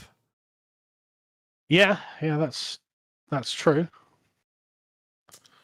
And the moment civilization reaches the point where you can be with the perfect woman, the perfect man, you just lock yourself in the pod and drink bugs intravenously for the rest of your life. Oh, it's so bad. It's just no is the answer. I would just outlaw this, man. I'm at the point where I'm like, no, I'm just going to outlaw everything. There'll be the Sargons, the Amish clan of 3,000 living on their farm. Yeah, but the Amish are going to be the only people left. Yes, unironically. Yeah. There was a study on the Amish. I saw a projection of it because they actually have population growth. So, okay, they'll inherit the earth. Yeah, not just that, but the Amish were on average, they were healthier, they were happier, they had no problems with obesity. Oh, really? What a shock. Unironically, we might be hitting the point where technology becomes a detriment rather than an advantage. I suspect so, yeah. Yeah, because without a foundation of firm moral beliefs, we're just going to descend into hedonism because it's going to be so easy. Yeah. The AI is literally programmed to make you love it. Look at those fucking haircuts, man. Oh. We're also missing out on that. They're missing out on that too. Yeah, God. But yeah, no, it's so self-evidently true. And it's like, okay, well, you know, I guess it's just the end of the West. Just succeeded into our own destruction. Yep. That's just the end. Yeah. This is how the West dies. Not with a big bang, but with a compote. It's all right. Like I said, I'm pro techno barbarianism. Although, to be fair, there are certain pieces of evidence that lead me to believe that this might be for the better. Oh yeah. Our final little funny of today. So, this one is a woman who's a little annoyed that fascism is taking over. Oh wow. Who isn't? Who isn't indeed? I have lost. My name's Jessica. Good afternoon, Jessica. How can I assist you? I am just wondering if ABC always intended on being the propaganda arm of a fascist regime, or if their actions in firing Mr. Moran was just cowardice. Oh, just cowardice. That's cowardice. Yeah. I love her Karen voice. Yeah. This is peak Karen. And yes, it was cowardice. Like, RuneScape cancelled their Pride event recently. Company after company is cancelling Pride events because they know now we're in charge. We are the ones who determine what is and is not popular anymore. They used to fear the left because they were the ones who were capable of organizing cultures against them to cancel them. It's no longer the case. Yeah. I am so very sorry. I'm just an awkward. I love that. As the poor woman on the other end of the line is sort of like, ugh. I'm sorry. I'm just a fucking teleoperator. What am I supposed to do with this person? Honestly, the only good thing about AI is when all of this is automated. Yeah, the AI will just continue. Oh, I'm sorry. I take your. It'll talk to you forever about your concerns about fascism, love. Don't worry. Oh yeah, literally, it'll charge you $2 a minute, and it'll talk to you forever. It doesn't care. But how terrible everything is. Yeah, it'll agree with you, you know. And I transfer. So. Listen, I'm a switchboard operator. I don't fucking. I can't help you. Yeah, no therapist on earth can help you, and you've probably seen most of them. Can you transfer me to who I should talk to about that? Because I've tried. I'd love to. Numbers at this point. I bet you have. Like she's on her 7th phone call at this point. I love the righteous indignation on her face. She's bothered. I'm going to stop fascism with this phone call. Oh yes. The 7th telephone operator on the line. She's going to fix this for me. That's it, Donald Trump. I didn't hear the beginning of what you said. I said, can you transfer me to who I need to talk to about that? Because I've tried quite a few numbers already. I can only give you an email address. I can only give you a spam folder. I've recognized that you're literally insane. Yeah, I mean, what? Like, I will endanger my job if I put you through to anyone else. Who is she expecting to talk to? Like the president of ABC? I don't know. Oh yeah, I'll get him on the line because there's an angry Karen complaining about fascism. He's like, the 5th one today. About ABC News being part of a fascist regime? No. Fucking weirdly enough, there isn't a contact person at ABC. That's like, oh yes, I specialize on fascist regimes and our subservience to them. Yeah, why we go along with fascism? Listen, Karen, let me lay it out for you here. This is why we support fascism.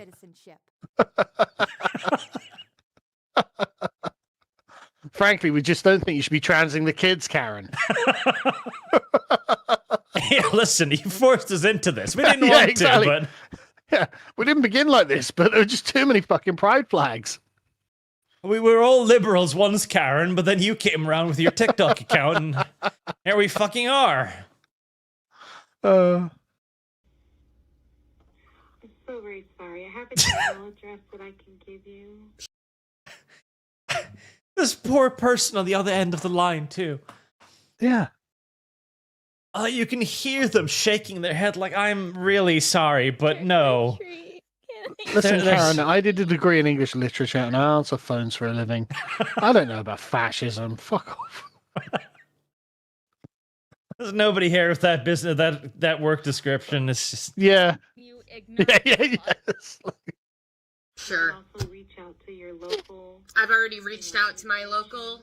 I've I already believe reached it. out to my local ABC, and they gave me the number for the main line of ABC News. That literally is just a recording that hangs up on you at the end. You can't even leave a message. See, if the operator were clever, she'd just give him a number. Just give her a number. Just say, ring a different department. Yep. Like, someone else's problem. She's just nuts. She'll give up eventually, probably. 7th phone call now. I don't know. Well, yeah, maybe she won't, yeah. I've already tried that. But I guess I'll take the email. Whenever you're Good ready. thinking. I'm ready. Guest. Guest. Uh-huh. Services. Services. Uh-huh. At DisneyWorld.com. Guest services at Disney World is who I talked to about ABC News being part of a fascist regime. Yes. That's right. Yep. That's the correct one. Send them an email. That's where our fascism department is located.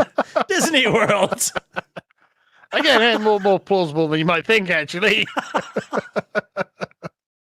That's where we keep all the flags, the banners, the suits. Yeah.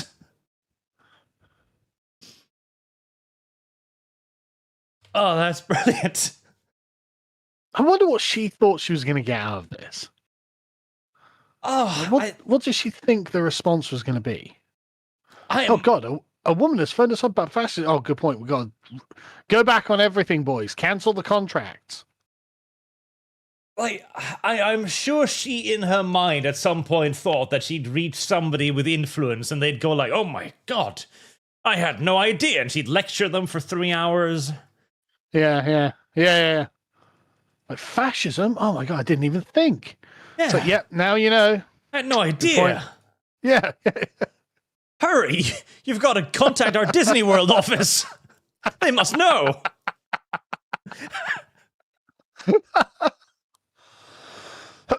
To be fair, of all the things called fascism by the left, Disney World looks pretty close. I mean, it is an immaculately clean place with a lot of statues. Exactly. Like, that looks a lot closer to fascism than most things, according to the leftist mind. That's true. Streets are swept, everything is taken care of, and I guarantee you there are meticulous regulations for those flower beds. And more importantly, it has impeccable borders. You Try don't getting cross into Disney Disneyland's World's borders illegal. easy. Yeah, exactly. They really have it locked down, you know what I mean? Not to mention, unlike America, Disney World has a police force. Yeah. And I tell you what, you sneak into there, they'll deport you the same fucking day. Oh, fuck no due yes. process, no appeal. Nope, they'll send their dogs after you and chase you down like the criminal scum you are. Yeah. So yeah, Disneyland is probably where the fascist department is. Hello, you were out at Disney World. Did you know about fascism? Oh, yes. Have you seen us? Yeah, how do you think it's so lovely here? Like, listen, Karen, the Disney police have more authority than the actual state troopers. It's fucking amazing. Yeah, and until they fucked around with Ron DeSantis, everything was going great. Yep. Unironically, I actually read about that. The Disney police can detain you however the fuck long they want. Until the police come collect you. So, theoretically, yes, Disney police have more authority than the actual state's police force. Yeah. The fascism department. Presumably right behind that door. I just love that it was at Disneyland.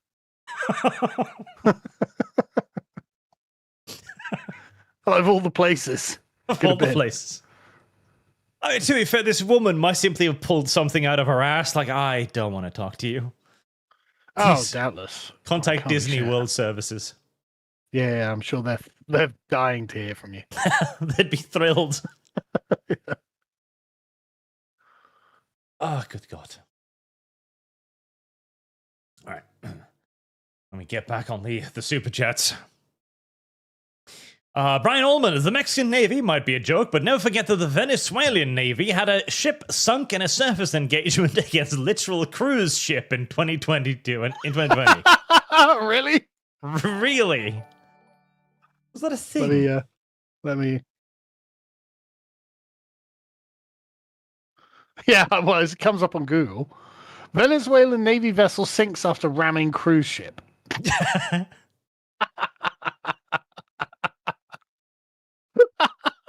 Yeah. The vessel collided with cruise ship RCGS Resolute in international waters and sank. Venezuela accused the Resolute of an act of piracy. Amazing. Well, there you go. Accused the captain of the cruise ship of piracy and terrorism. Hmm.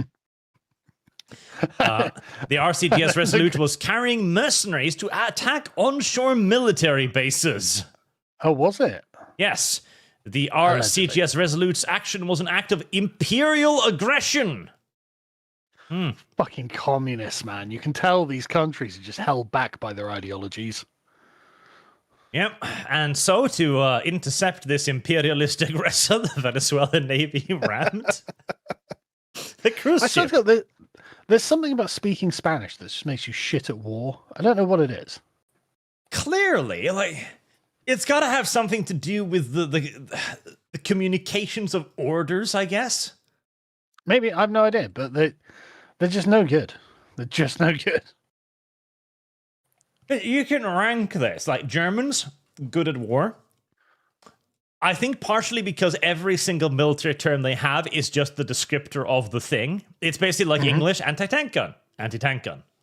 Panzerabwehrkanonen. But they're slightly worse than the English-speaking word because all of their words are longer. Yeah. Yeah, it's definitely, like, add it up, like the fraction of a second it takes to say the extra German word. And you've got, hours per year. You know? Yes. English, tank. German, Panzerkampfwagen. There you go. That's the reason. Yeah. And in the case of the Spanish, well, I don't even know what would possibly possess you to ram a cruise ship and then be sunk by it, but... I just love the sort of Giga Chad cruise ship. It's just sat there watching the fucking Venezuelan Navy vessel slowly sink under the water. Just like, watching it. Throw us a rope. No. While shouting at it in Spanish, terrorista, pirates. Yeah, I'm just gonna watch you sink to the bottom of the fucking ocean. I'm sorry, I'm a cruise ship. I'm not equipped to rescue people. And even if I was, I'm not inclined.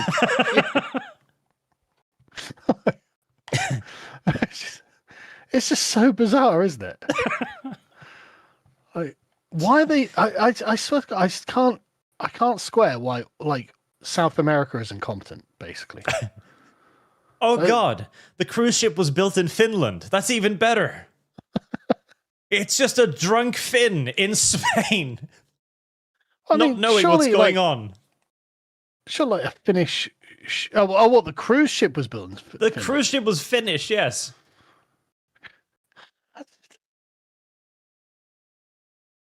I mean, I don't know, man. Like, I just can't understand how, like, these countries function. Genuinely. I'm not sure anyone understands. Like, there's so much inertia in them or something. It just carries on forever. On 30th March, RCGS Resolute was involved in an incident in international waters of the Venezuelan coast, which led to the sinking of the Venezuelan Coast Guard patrol boat, Naiguata. How embarrassing. Following a collision with the cruise ship, Resolute suffered only minor damages.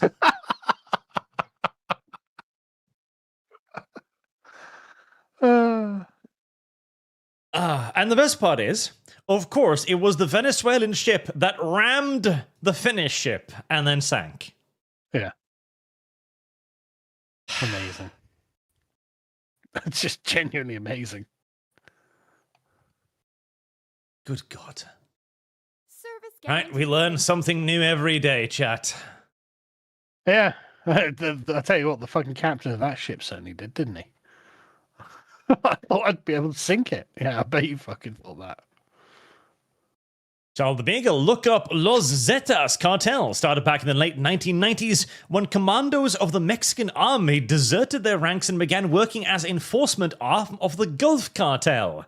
They specialized in shock and awe tactics. I mean, I wouldn't be surprised. Like, okay, you've just gotten out of the Mexican commandos. You're paid like 11 pesos a month, probably. Yeah. And here come the cartels going like, I'm going to pay you like $20,000 a day. Probably not that much. Oh, I don't even know. But a lot. But the point being that it's like, I don't know, like, why don't we just take these countries over?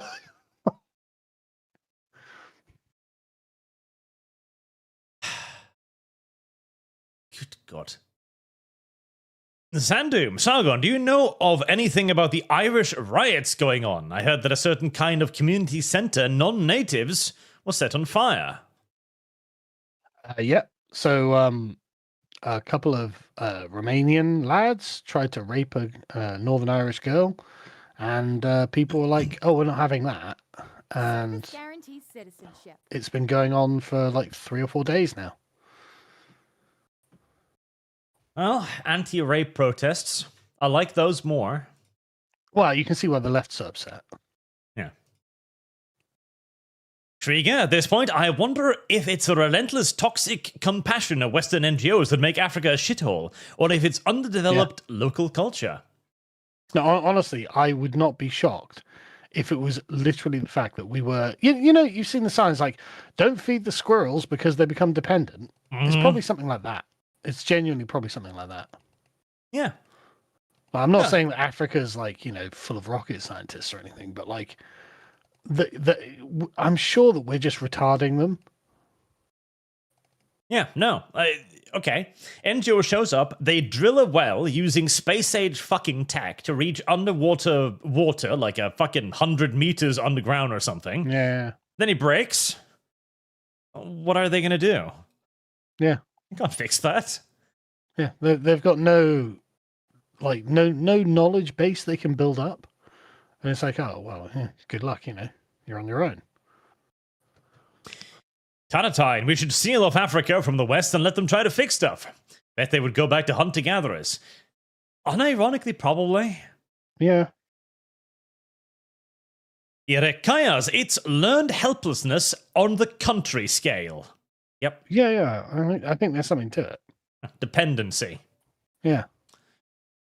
Ethan, Africa is in the same state as modern politicians. Oh, that is depressing. True. Walking Corpse, this is just watching midwits trying to teach nitwits to do the job of halfwits. Curry. So, Jard, third world mindset. It's raining today, and it's not safe to work when it's wet. It's sunny today, so the roof doesn't need to be repaired. Yeah, I saw that meme going around. It's so true. It's so fucking true. And if your neighbor tries to fix your roof, you'll shoot him. Yeah. How dare he? He's on your property now. You were going to fix that, so long as it's not raining and being sunny. Fractal Jack, since 1960, Western countries have sent $2.6 trillion to Africa. That's just the West. The US sent $223.3 billion in 23 alone. And it's working so great. What are you talking about? I tried asking, like, Grok, like, is there any way to figure out how much money in total has been sent to Africa? And it's just like, no. Grok's like, no. Why would you even ask that? We don't know. Nobody's been keeping track. It's so much money, we've literally lost track. All we know is it's in the trillions. Yeah. MJ Bull 515, that banana story just shows that Marxism is merely a revival of economically primitive thinking. Yeah, 100%. Belial, so we need to get the Africans to colonize America and Europe. Then we will all move to Africa and make it great. Plenty of resources and land to farm. I mean, we did do that. And it was amazing. It's a high-level switcheroo, but I mean, I think it would be better to just command both places, honestly. Well, yeah. Marksman 117B, Frank Zanu explains why Africa can't develop. No word for maintenance. Phantom... That's the one, yeah, that's the one I was talking about. It's just... Lord. First, we need to pacify LA, and then we colonize Africa. And with the black Americans. Well, that was Liberia. That worked out so well. Yeah, it's going great.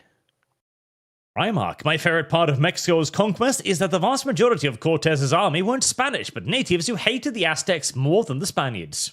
Yep. Yeah, people don't understand just how bad the Aztecs were.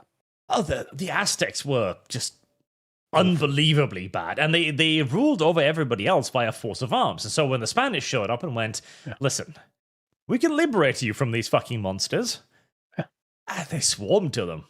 And why wouldn't you? Like, be like, hey guys, these fucking white gods have arrived with armor and shit. I think now's the time. But then, I mean, just to be clear, that's actually a complete myth. The Spanish aren't white. That's true. Fellow Browns have come to liberate us. No, the actual myth is that the Aztecs thought they were, or the natives thought they were gods. They didn't. Well, there's all kinds of stories around that. One of them was that they thought they weren't sure because they originally thought that horse and man was the same thing. Yeah. And so they were confused, like, what the fuck are these things? Well, there's not that many of them, so surely they can't be that big of a threat, so we'll treat them as curiosities, I guess.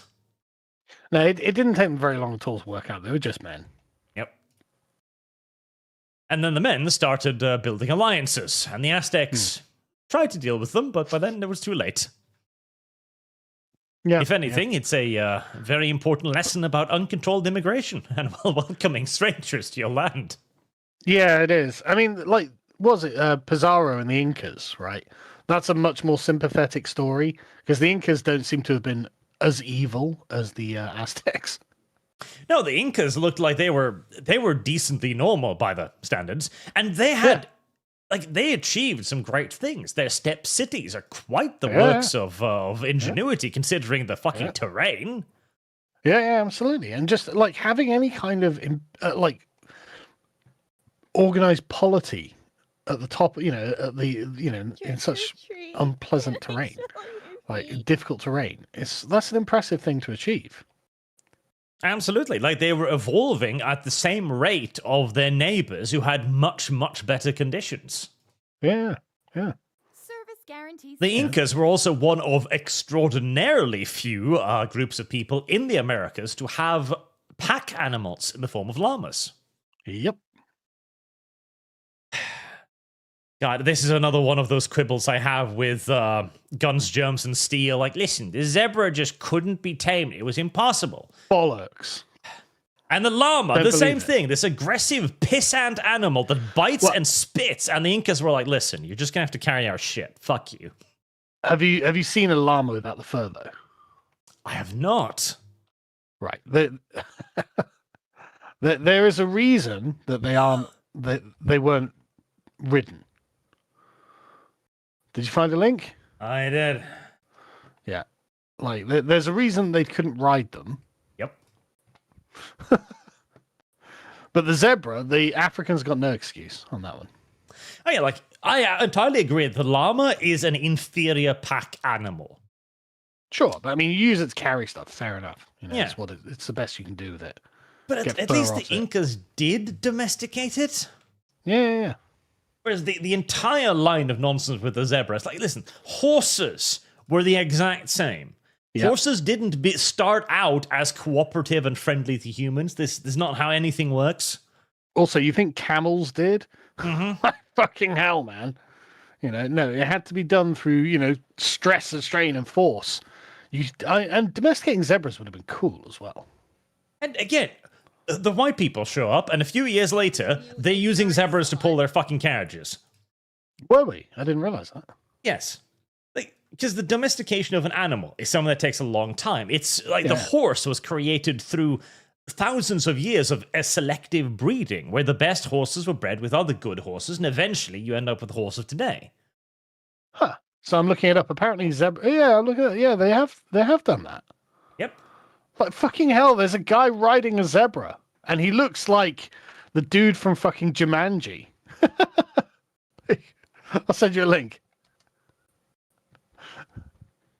Not that one. Sorry. Yeah, that was absolutely a thing. It's absolute nonsense that the zebra cannot be domesticated. Yeah, like there's a dude, like he looks like he's out of the hunter out of Jumanji, doing a jump on the back of a zebra. Yeah, it's absolutely possible.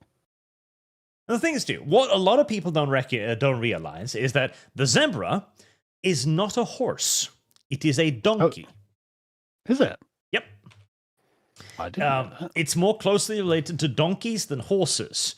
You can see it in the tail, because horses have bushy tails. Zebras have that little, whiskey tail, the donkey tail. Mm-hmm. So, they are more aggressive than horses are today, but we domesticated donkeys too. Yeah. This is not an excuse. Yeah.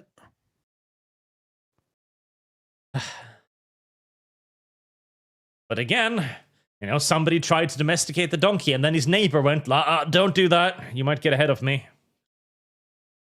Literally loads of fucking pictures in black and white of Europeans in Africa, like riding zebras. Yeah. Well, it's because when the white settlers arrived, and the Africans were like, "Oh, you can't ride that." Really? We'll see. It's yeah. Maybe you can't ride that. Well, 11 just got here. Are you ranking favorite brown people? Well, yes, the Incas are at the top so far. Yeah. The Indians close behind. The Maya were quite interesting, but they weren't actually terribly different to the Aztecs in most ways. So, the Maya seem to have got off quite lightly because the Aztecs were just so much worse than everyone else. But they basically did the same things. Ian Brune asked, the reason ships in TI are so hard is you are giving every ship DV of a Solar Strike fleet. You eventually have 10 kilometers early game, 15 max. The last drive is fantastic. Grid drive is the worst choice possible. Now, the thing is, if you don't have a certain amount of Delta V, you can't capture the alien fleets, and so at that point you're just relying on them attacking you, which I don't like. I hate the last drive. Shit. What are you talking about? A slightly autistic video game called Terra Invicta. Oh, right, okay. It's very fun, but it does require a degree in orbital engineering to understand fully. Right, well, I don't have a degree in orbital engineering. Neither do I, but I'm fucking my way up successfully. Right, okay. Marksman, also Sargon, I recommend this game for you to play with your kids. Blue Prince. It is an amusing first-person puzzle and riddle game with a bit of roguelike twist as you explore a mansion. My son enjoys Banlord too much. There you go. He's busy conquering things. No, he does. He'll be like, "Dad, check this out," and I'll go over and look. And he's got half the fucking map, and I'm like, "How have you done this? I'm shit at Banlord compared to this." Trick or treat. Marksman, no, Africans don't have the capability. Zanu. Dreyfie, I hate to say it, but unfortunately, the US played a sizable role in the de-establishment of the empire. And I can't help but wonder what instead they left it alone post-World War II. What would have happened? Well, we would have just continued developing Africa. Quad 11. And then YouTube does its thing again. They're never going to fix that. That's just a feature now. Lord Walter Rothschild riding a carriage pulled by zebras. That's so cool. Yep. McCall11, Artards, Africans, why water from hole? Jealous. Sujard, you're overestimating African blacks. The wildlife and easily accessible food kept their numbers in check. Bean 175, Arch, do you know if you can intercept the orders of the enemy in the Chronicles game? Not that I know of. Trick or treat. Empty Veins, hey Arch, have you seen anything on the upcoming change for Wiki 3? I'm still hoping they add an actual economy with goods. I've long since given up. And Dev, short factor Taku, trolling social anarchists on Blue Sky is fun. It's like a return to old internet. Sargon, you cannot possibly believe libs are like these people. I can believe. Because they are. McGuire11, Dev, when did you stop beating your indigenous citizen? Stop stalking me pulled up to the discourse. Lazy Dev. Thing is, right, just a quick thing on that. The anarchists don't want anything that the liberals haven't already promised. True. Seriously. They don't. No, seriously. The liberals are like, yo, freedom and equality. Okay, the anarchists are like, yeah, we take that seriously. That's all the difference is. Charlie the Beagle, Carl, the current Irish Prime Minister is so bad, he said in Parliament on 11th of May 2017, we want nothing to do with the backward idea of sovereignty. What? I have lost. I mean, I say let's hear him out because, that means that Cromwell did nothing wrong. I suspect his rejection of sovereignty is more in favour of the EU than England, sadly. Hey, I don't care. The sovereignty has been rejected either way, so we get to decide now. I'd love to know the thought process behind that. Well, it's just, what a mental statement. I assume it's just because they really want to cuck to the EU as hard as conceivably possible. Yeah. I agree. It must be that.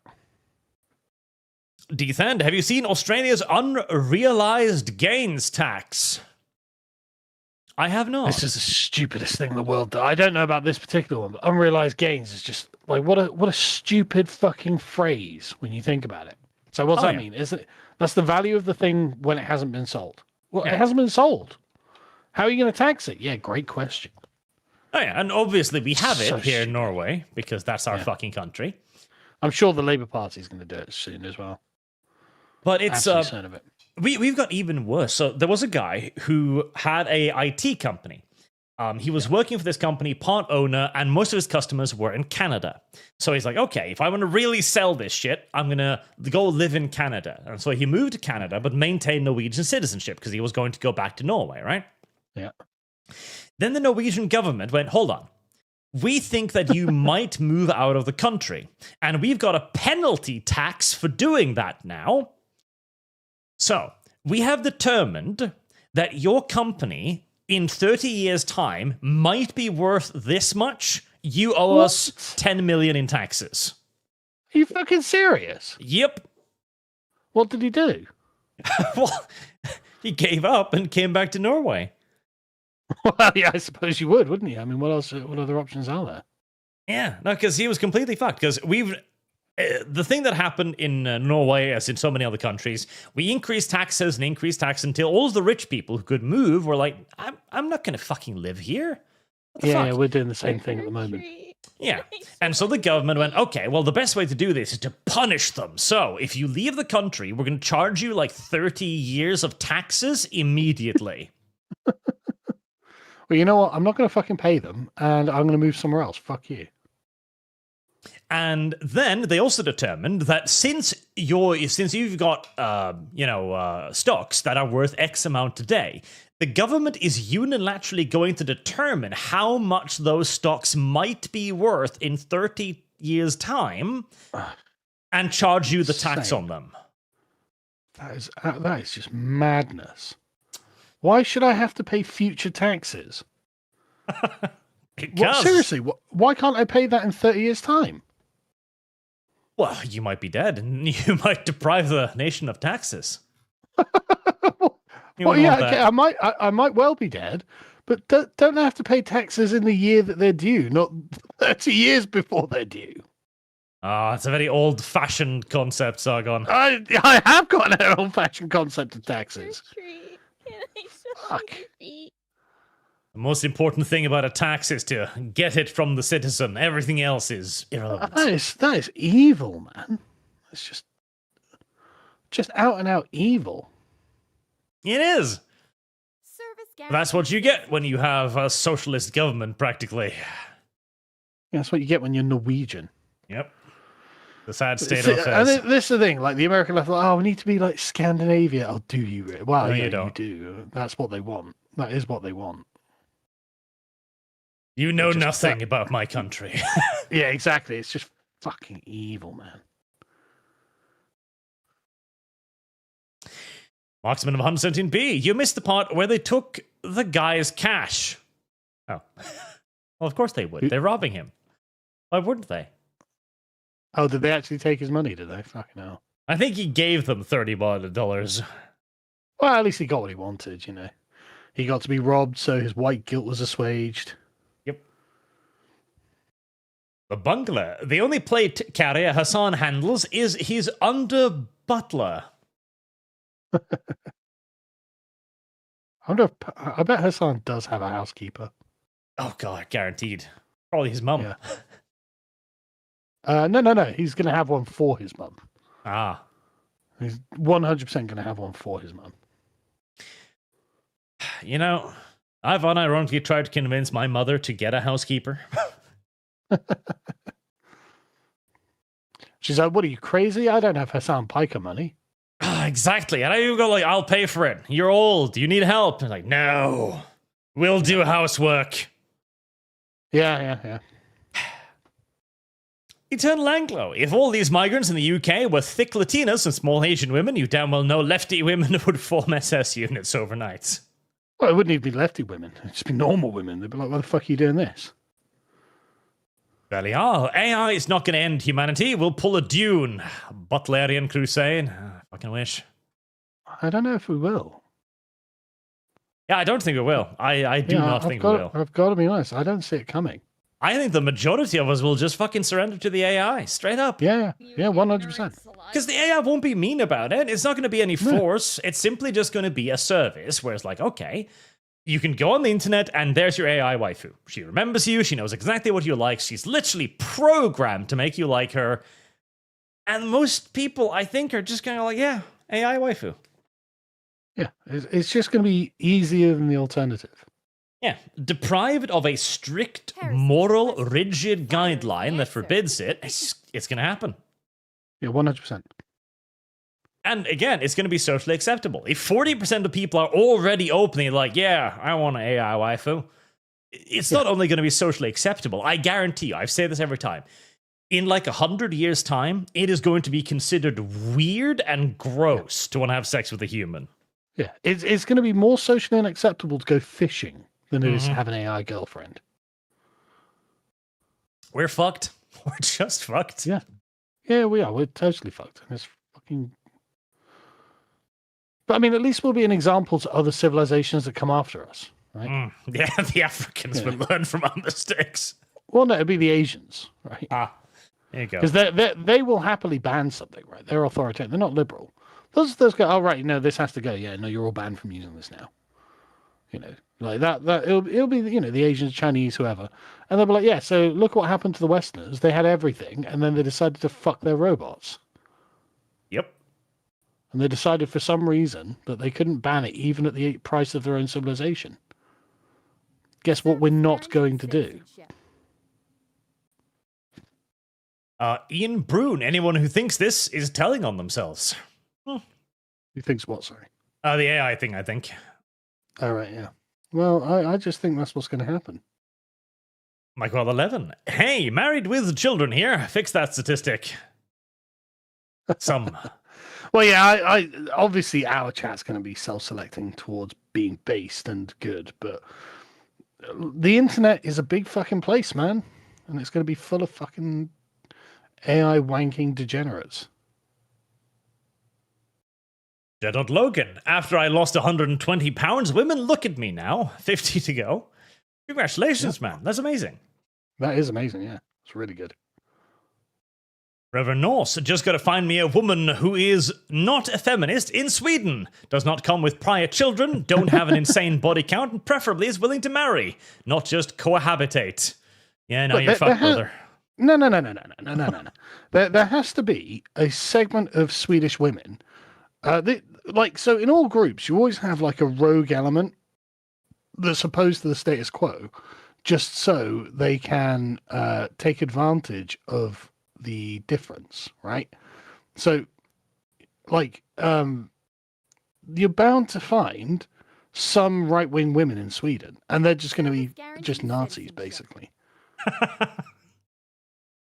You just got to find the Nazi women. Yeah, but there's going to be like a cohort of ultra right-wing Swedish women somewhere.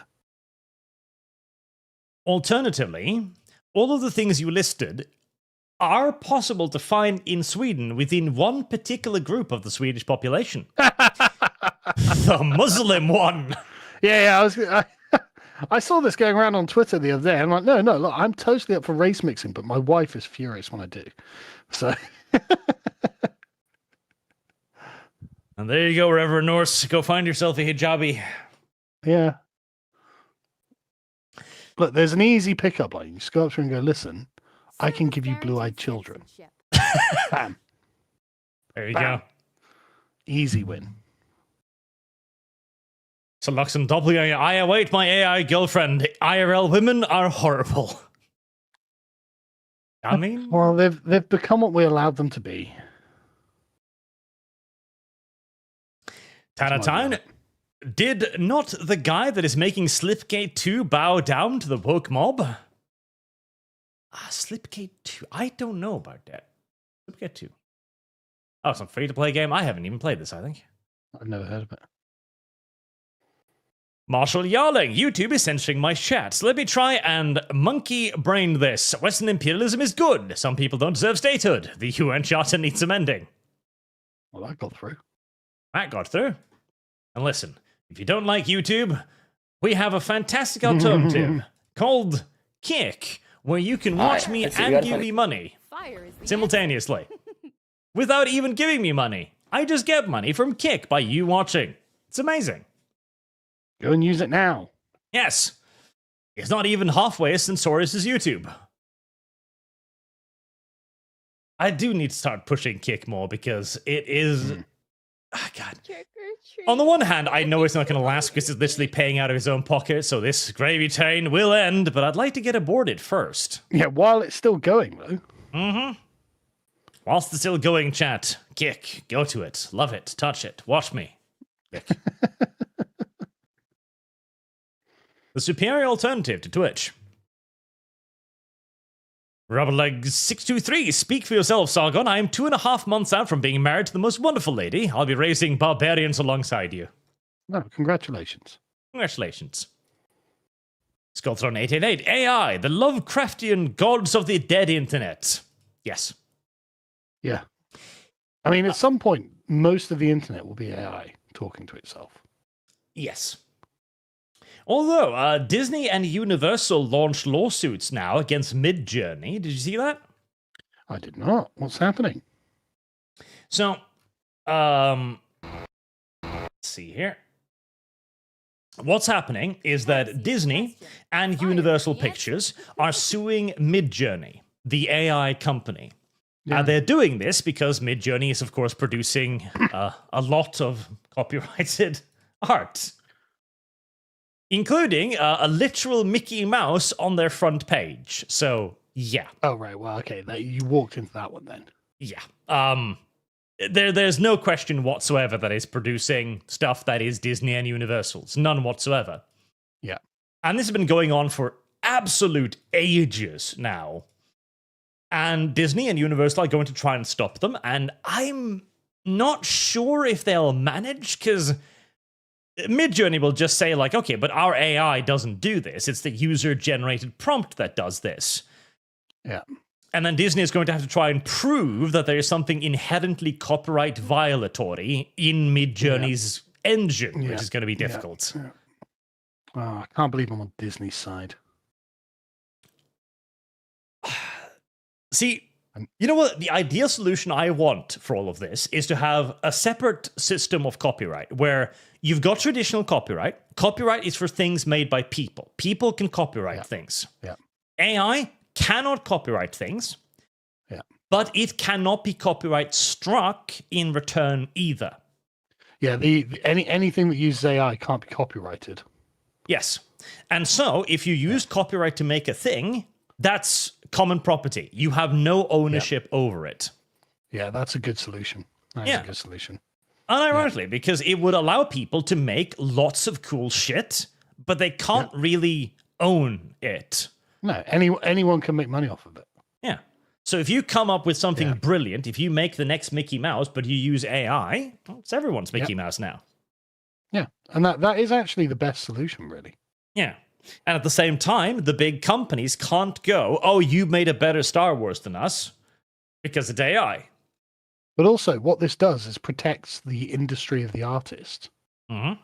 So, okay, well, no, we want to monetize this, so we're just going to pay artists to do the work rather than get AI to do it. Yeah. Like, we actually have an incentive to pay an artist to do the work. And this will obviously lead to a situation where there will be greater pedigree afforded to proper art. People will choose art made by humans because it's made by humans. But also, not just that, though. It'll be worthwhile because it won't be some AI slop that some teenager did in their bedroom. Exactly. Like, actual arts, like actually talented people will be making something that's worthy. Yeah, the AI will have a value because it'll allow passionate individuals to make what they want to make. Yep. And the real art will have a value because it's actually made by people. It's handmade. Like AI art will have the value it ought to have, which is making memes on the internet. So this will be an interesting lawsuit, which will be resolved in about, 12 years. To be fair, the Trump administration should just pass this right now. They should just be like, no. I don't think he's got the energy to do it, the drive. It's a real shame because, like, they could solve a lot of problems really quickly. Deadpool Kid, hello, Domino's. Why are you so fascist when my pizza was 5 minutes late? Marked ashamed. Another Boeing plane just crashed. Another one? Yep. What, the one in India? Yeah. One. Yeah, but no, I saw the one in India, but not another one. Oh, I think it was the one in India. Yeah, right. Okay, so right. Yeah. Yep. And it landed on like a children's hospital or something. Oh, fucking really? Yeah, it's terrible. Yep, just an extra layer of tragedy. I saw the BBC reporting. British man escapes. He's the lone survivor. He's an Indian. Obviously, he has a British passport, but like fucking British man. All right, fine. Nova fan on Rumble. Sargon, I dare you to find a single Western woman in her 20s, not married, not brainwashed by women's liberation, not wanting to falsely accuse men of grape. Men aren't the only ones terminally online. Oh yeah, I'm sure my wife will be thrilled when I find her. What you did? Oh, I'm just looking for an online, a beautiful 20-year-old based woman, darling. Why? to prove something to this guy who super chatted us. I swear. Siegfried, the angry Karen ranting about racism reminds me of working the phones for a bank after the Scottish independence vote and having to listen to angry jocks blame us for the vote failing.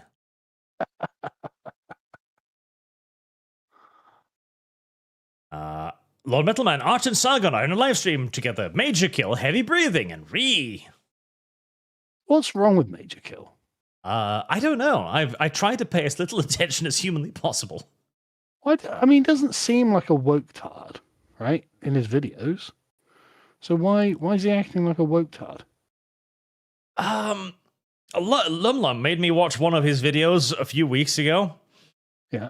I haven't watched him for ages. So. I just think he's a shill. And he wants to, have the shill money. Yeah, I get the thing that's probably the case. So he needs to straddle a very careful line. Which is, I hate Arch. Eric, just how much to get Lum Lum and Sargon on the same podcast, reacting to Drawn of History, the worst king in English history. Also, Sargon, got any dad jokes?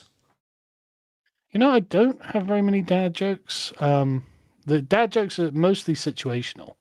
It's like, Dad, I'm hungry. You're like, oh, that's nice. I'm Dad. You know, my son hates those, but I love them. So. War was doom. At the heart of everyone on the left lies resentment for their dad. Also, I started researching the 6-Day War. Man, Arabs are bad at waging war. Yes. Yeah, they're really yes, bad. They are. Almost as bad as Mexicans. Almost as bad as Mexicans. Yeah. I think it's just down to a culture that doesn't value honesty. I think this is all what it comes down to. It doesn't value honesty and integrity.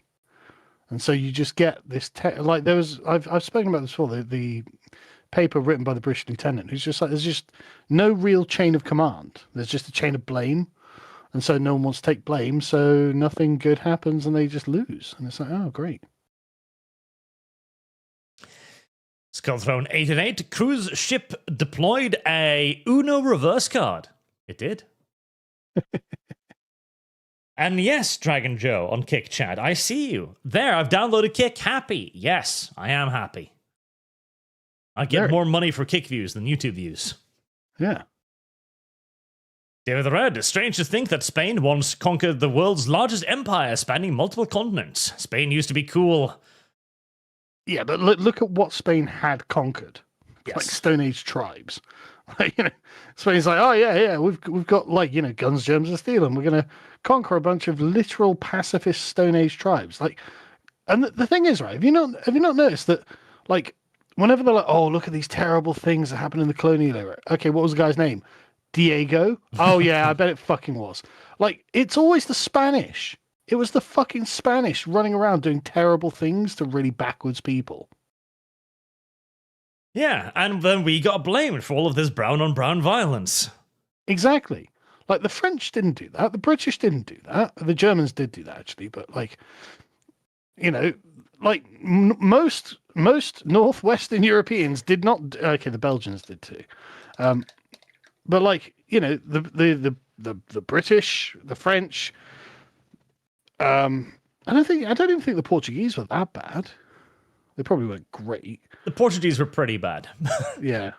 And but most of it is Spanish. The Spanish were the worst.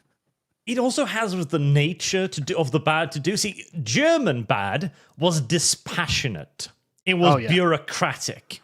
Yeah, it was in German East Africa, they instituted a whipping day where they would just whip someone.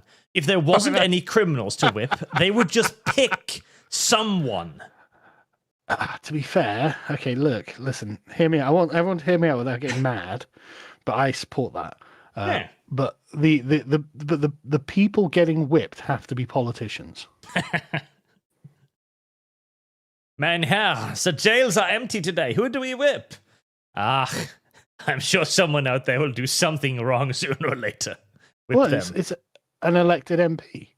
Like, seriously, like I'm for random whippings of MPs. Just seriously, and because you'd be like, oh, what? Why? It's like, because then I know that they're fucking serious, right? Like, the completely unserious careerists we have now, they would all disappear overnight.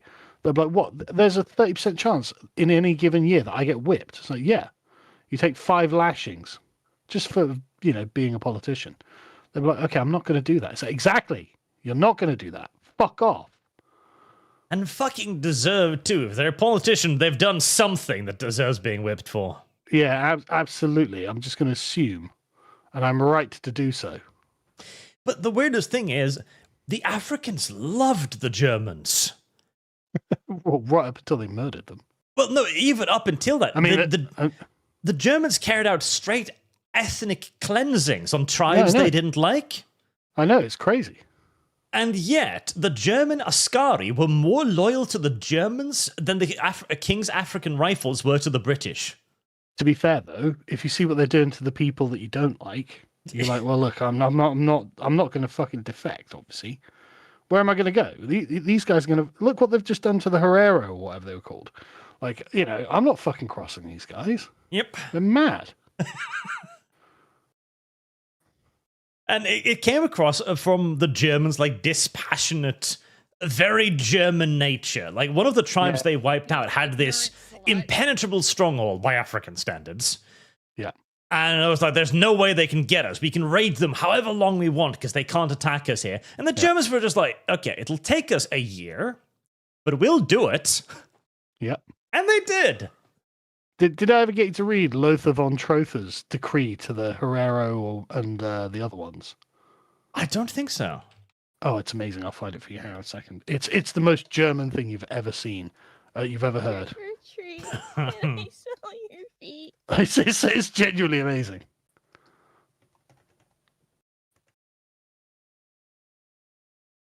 Where is it?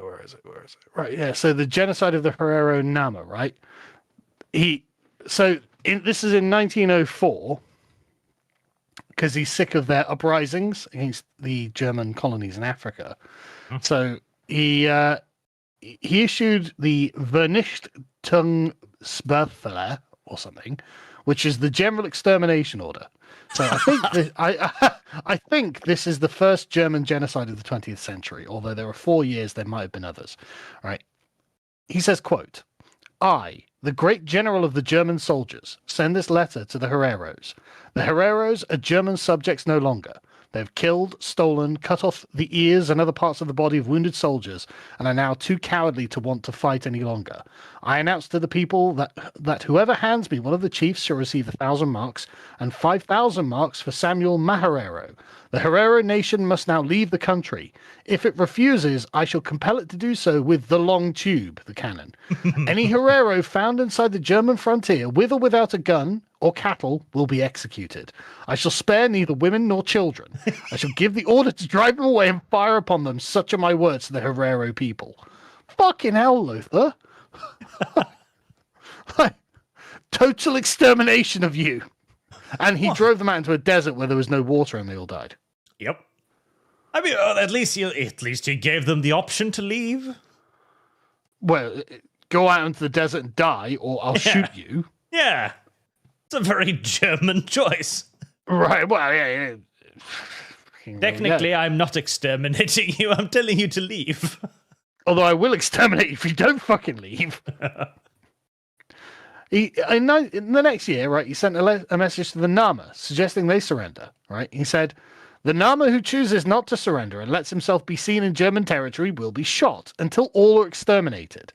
Those who at the start of the rebellion committed murder against whites or have commanded whites to be murdered by law have forfeited their lives. As for the few not defeated, it will fare with them as it fared with the Herero, who in their blindness but also believe they can make war successfully on the powerful German emperor and the great German people. I ask you, where are the Herero today? Sounds like a fucking Mongol. Like, just it couldn't get more evil, you know? And again, I stress, the German Africans loved them for this. They spoke their language. Yeah. Listen, savages, I know you've been killing each other for millennia. Let me show you how to do it properly. Yes. As it so happens, we're a lot better at killing you than you were. I mean, genuinely, it's the most evil, okay, and this is the beginning of the 20th century as well. Like, if this happened in, 1200 or something, I'd be like, okay, yeah, I mean, things are a bit different back then.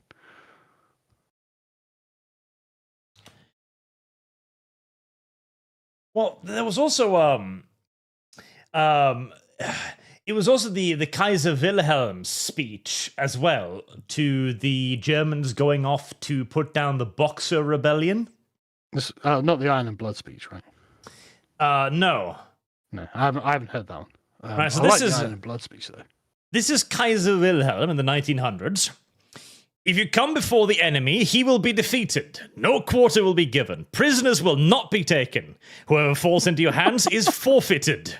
Just as 1,000 years ago, the Huns under King Attila made a name for themselves, on that even today makes them seem mighty in history and legend, so may the name Germany be affirmed by you in such a way in China that no Chinese will ever again dare to look cross-eyed at a German.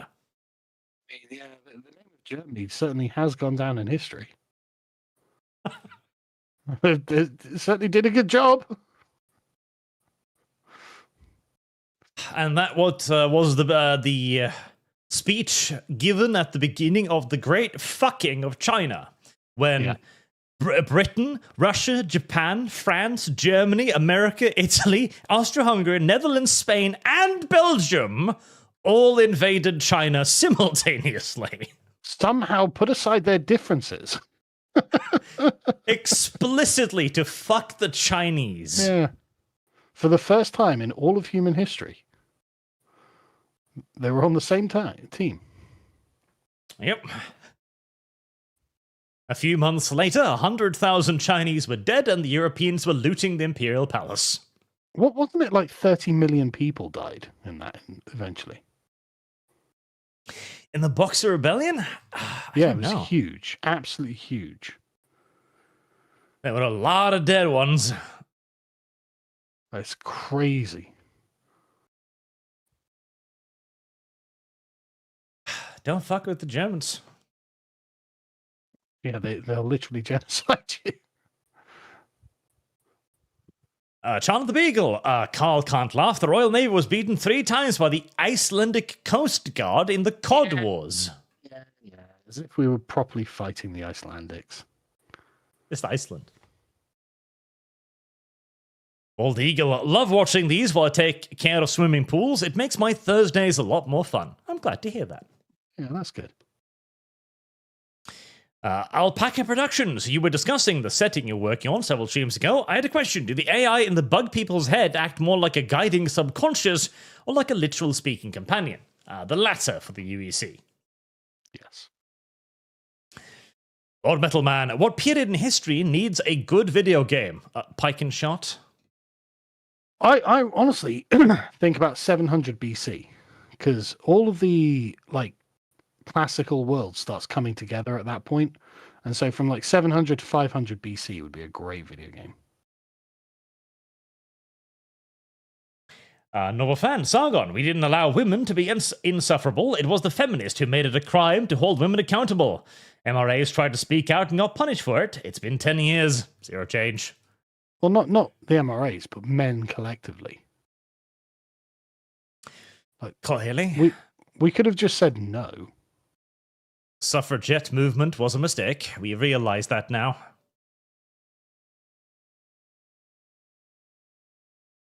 Joshua Selvin. Zebras have organs in different places to horses, so they are bruised if you sit on them, so they can't be used as mounts at least. We'll just invent a different cushion. I saw people sat on them. Yeah, we'll just invent a different saddle. It's not a problem. Yeah. Marksman.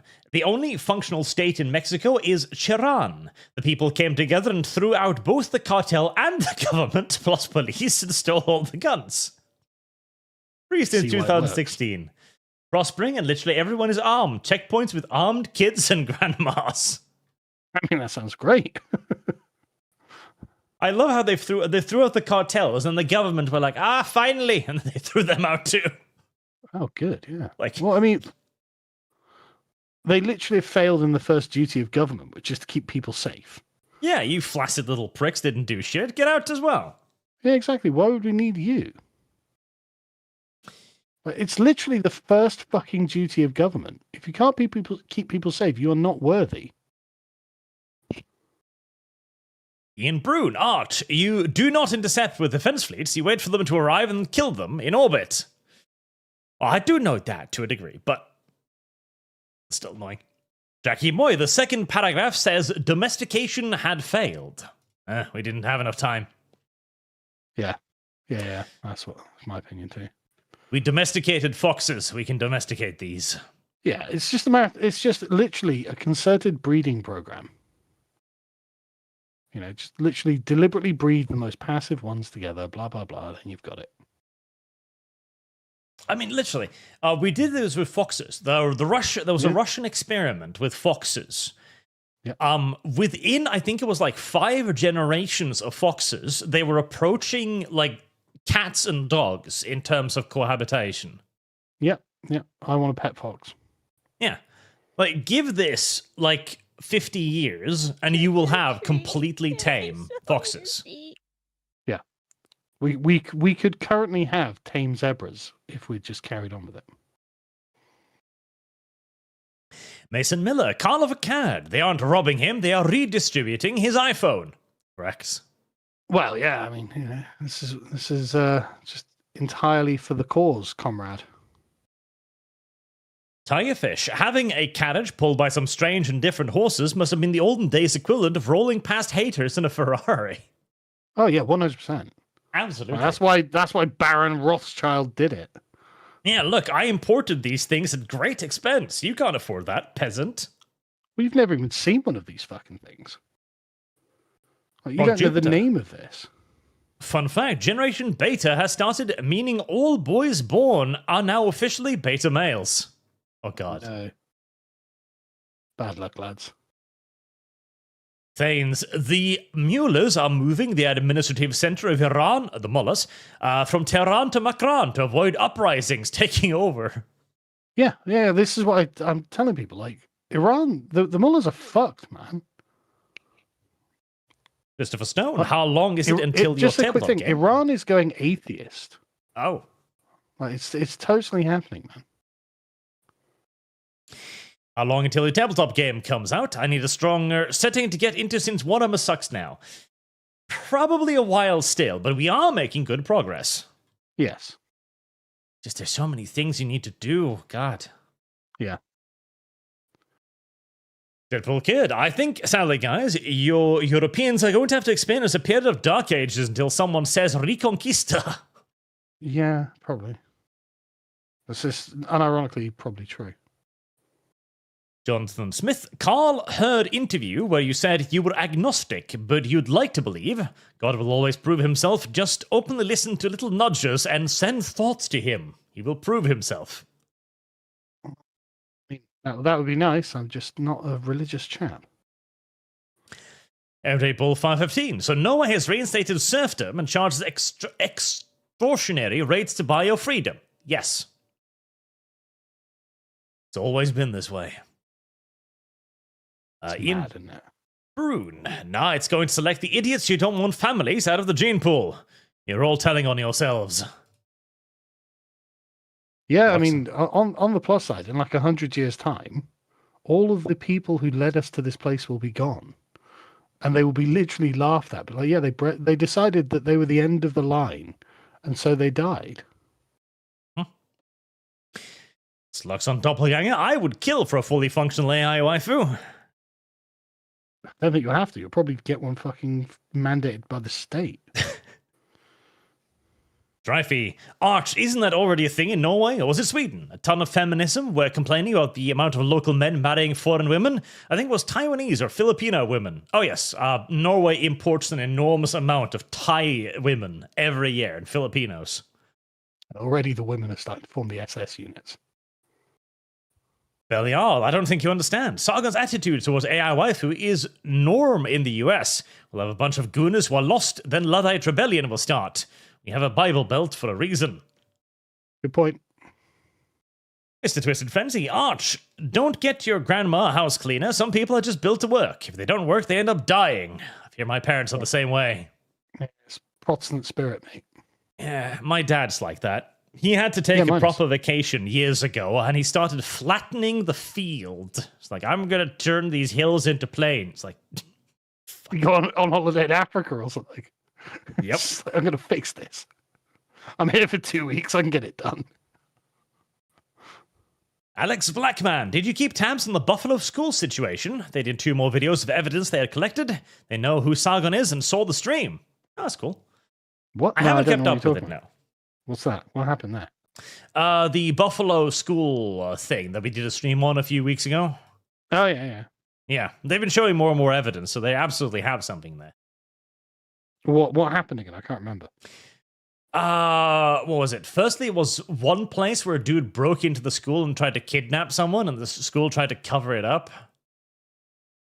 Oh, right. Oh, yeah, no, I do remember. Yeah. Apparently that has been evolving, but I have not been keeping up with it, no. Right, yeah, no, I haven't either. Dreadnought Logan, a whipping day. Don't tempt me with a good time. So, Jar, the famine in Ireland. Did the Irish have a famine going?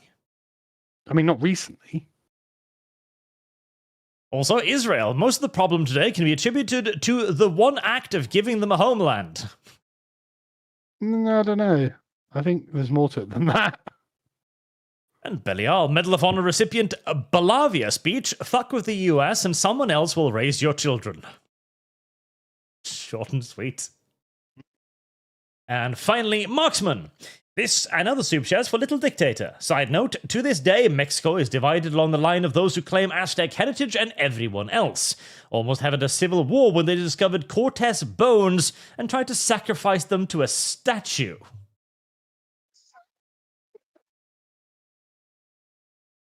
Because of that's course. funny. And with that, we're all David the Red. The more I learn about other countries, the more I love my own. God, I love the Constitution and the founders. We really should export it to Norway. Yeah, it's honestly, the more I learn about foreign parts, the more I'm like, oh, I'm so against immigration, man. Couldn't be more against it at this point. Basically impossible. And with that, we are at the end. So, thank you, chat, very much for watching today. Thank you, Sargon, for hanging out. My pleasure. And thank you for your donations, chat. See you all again next week.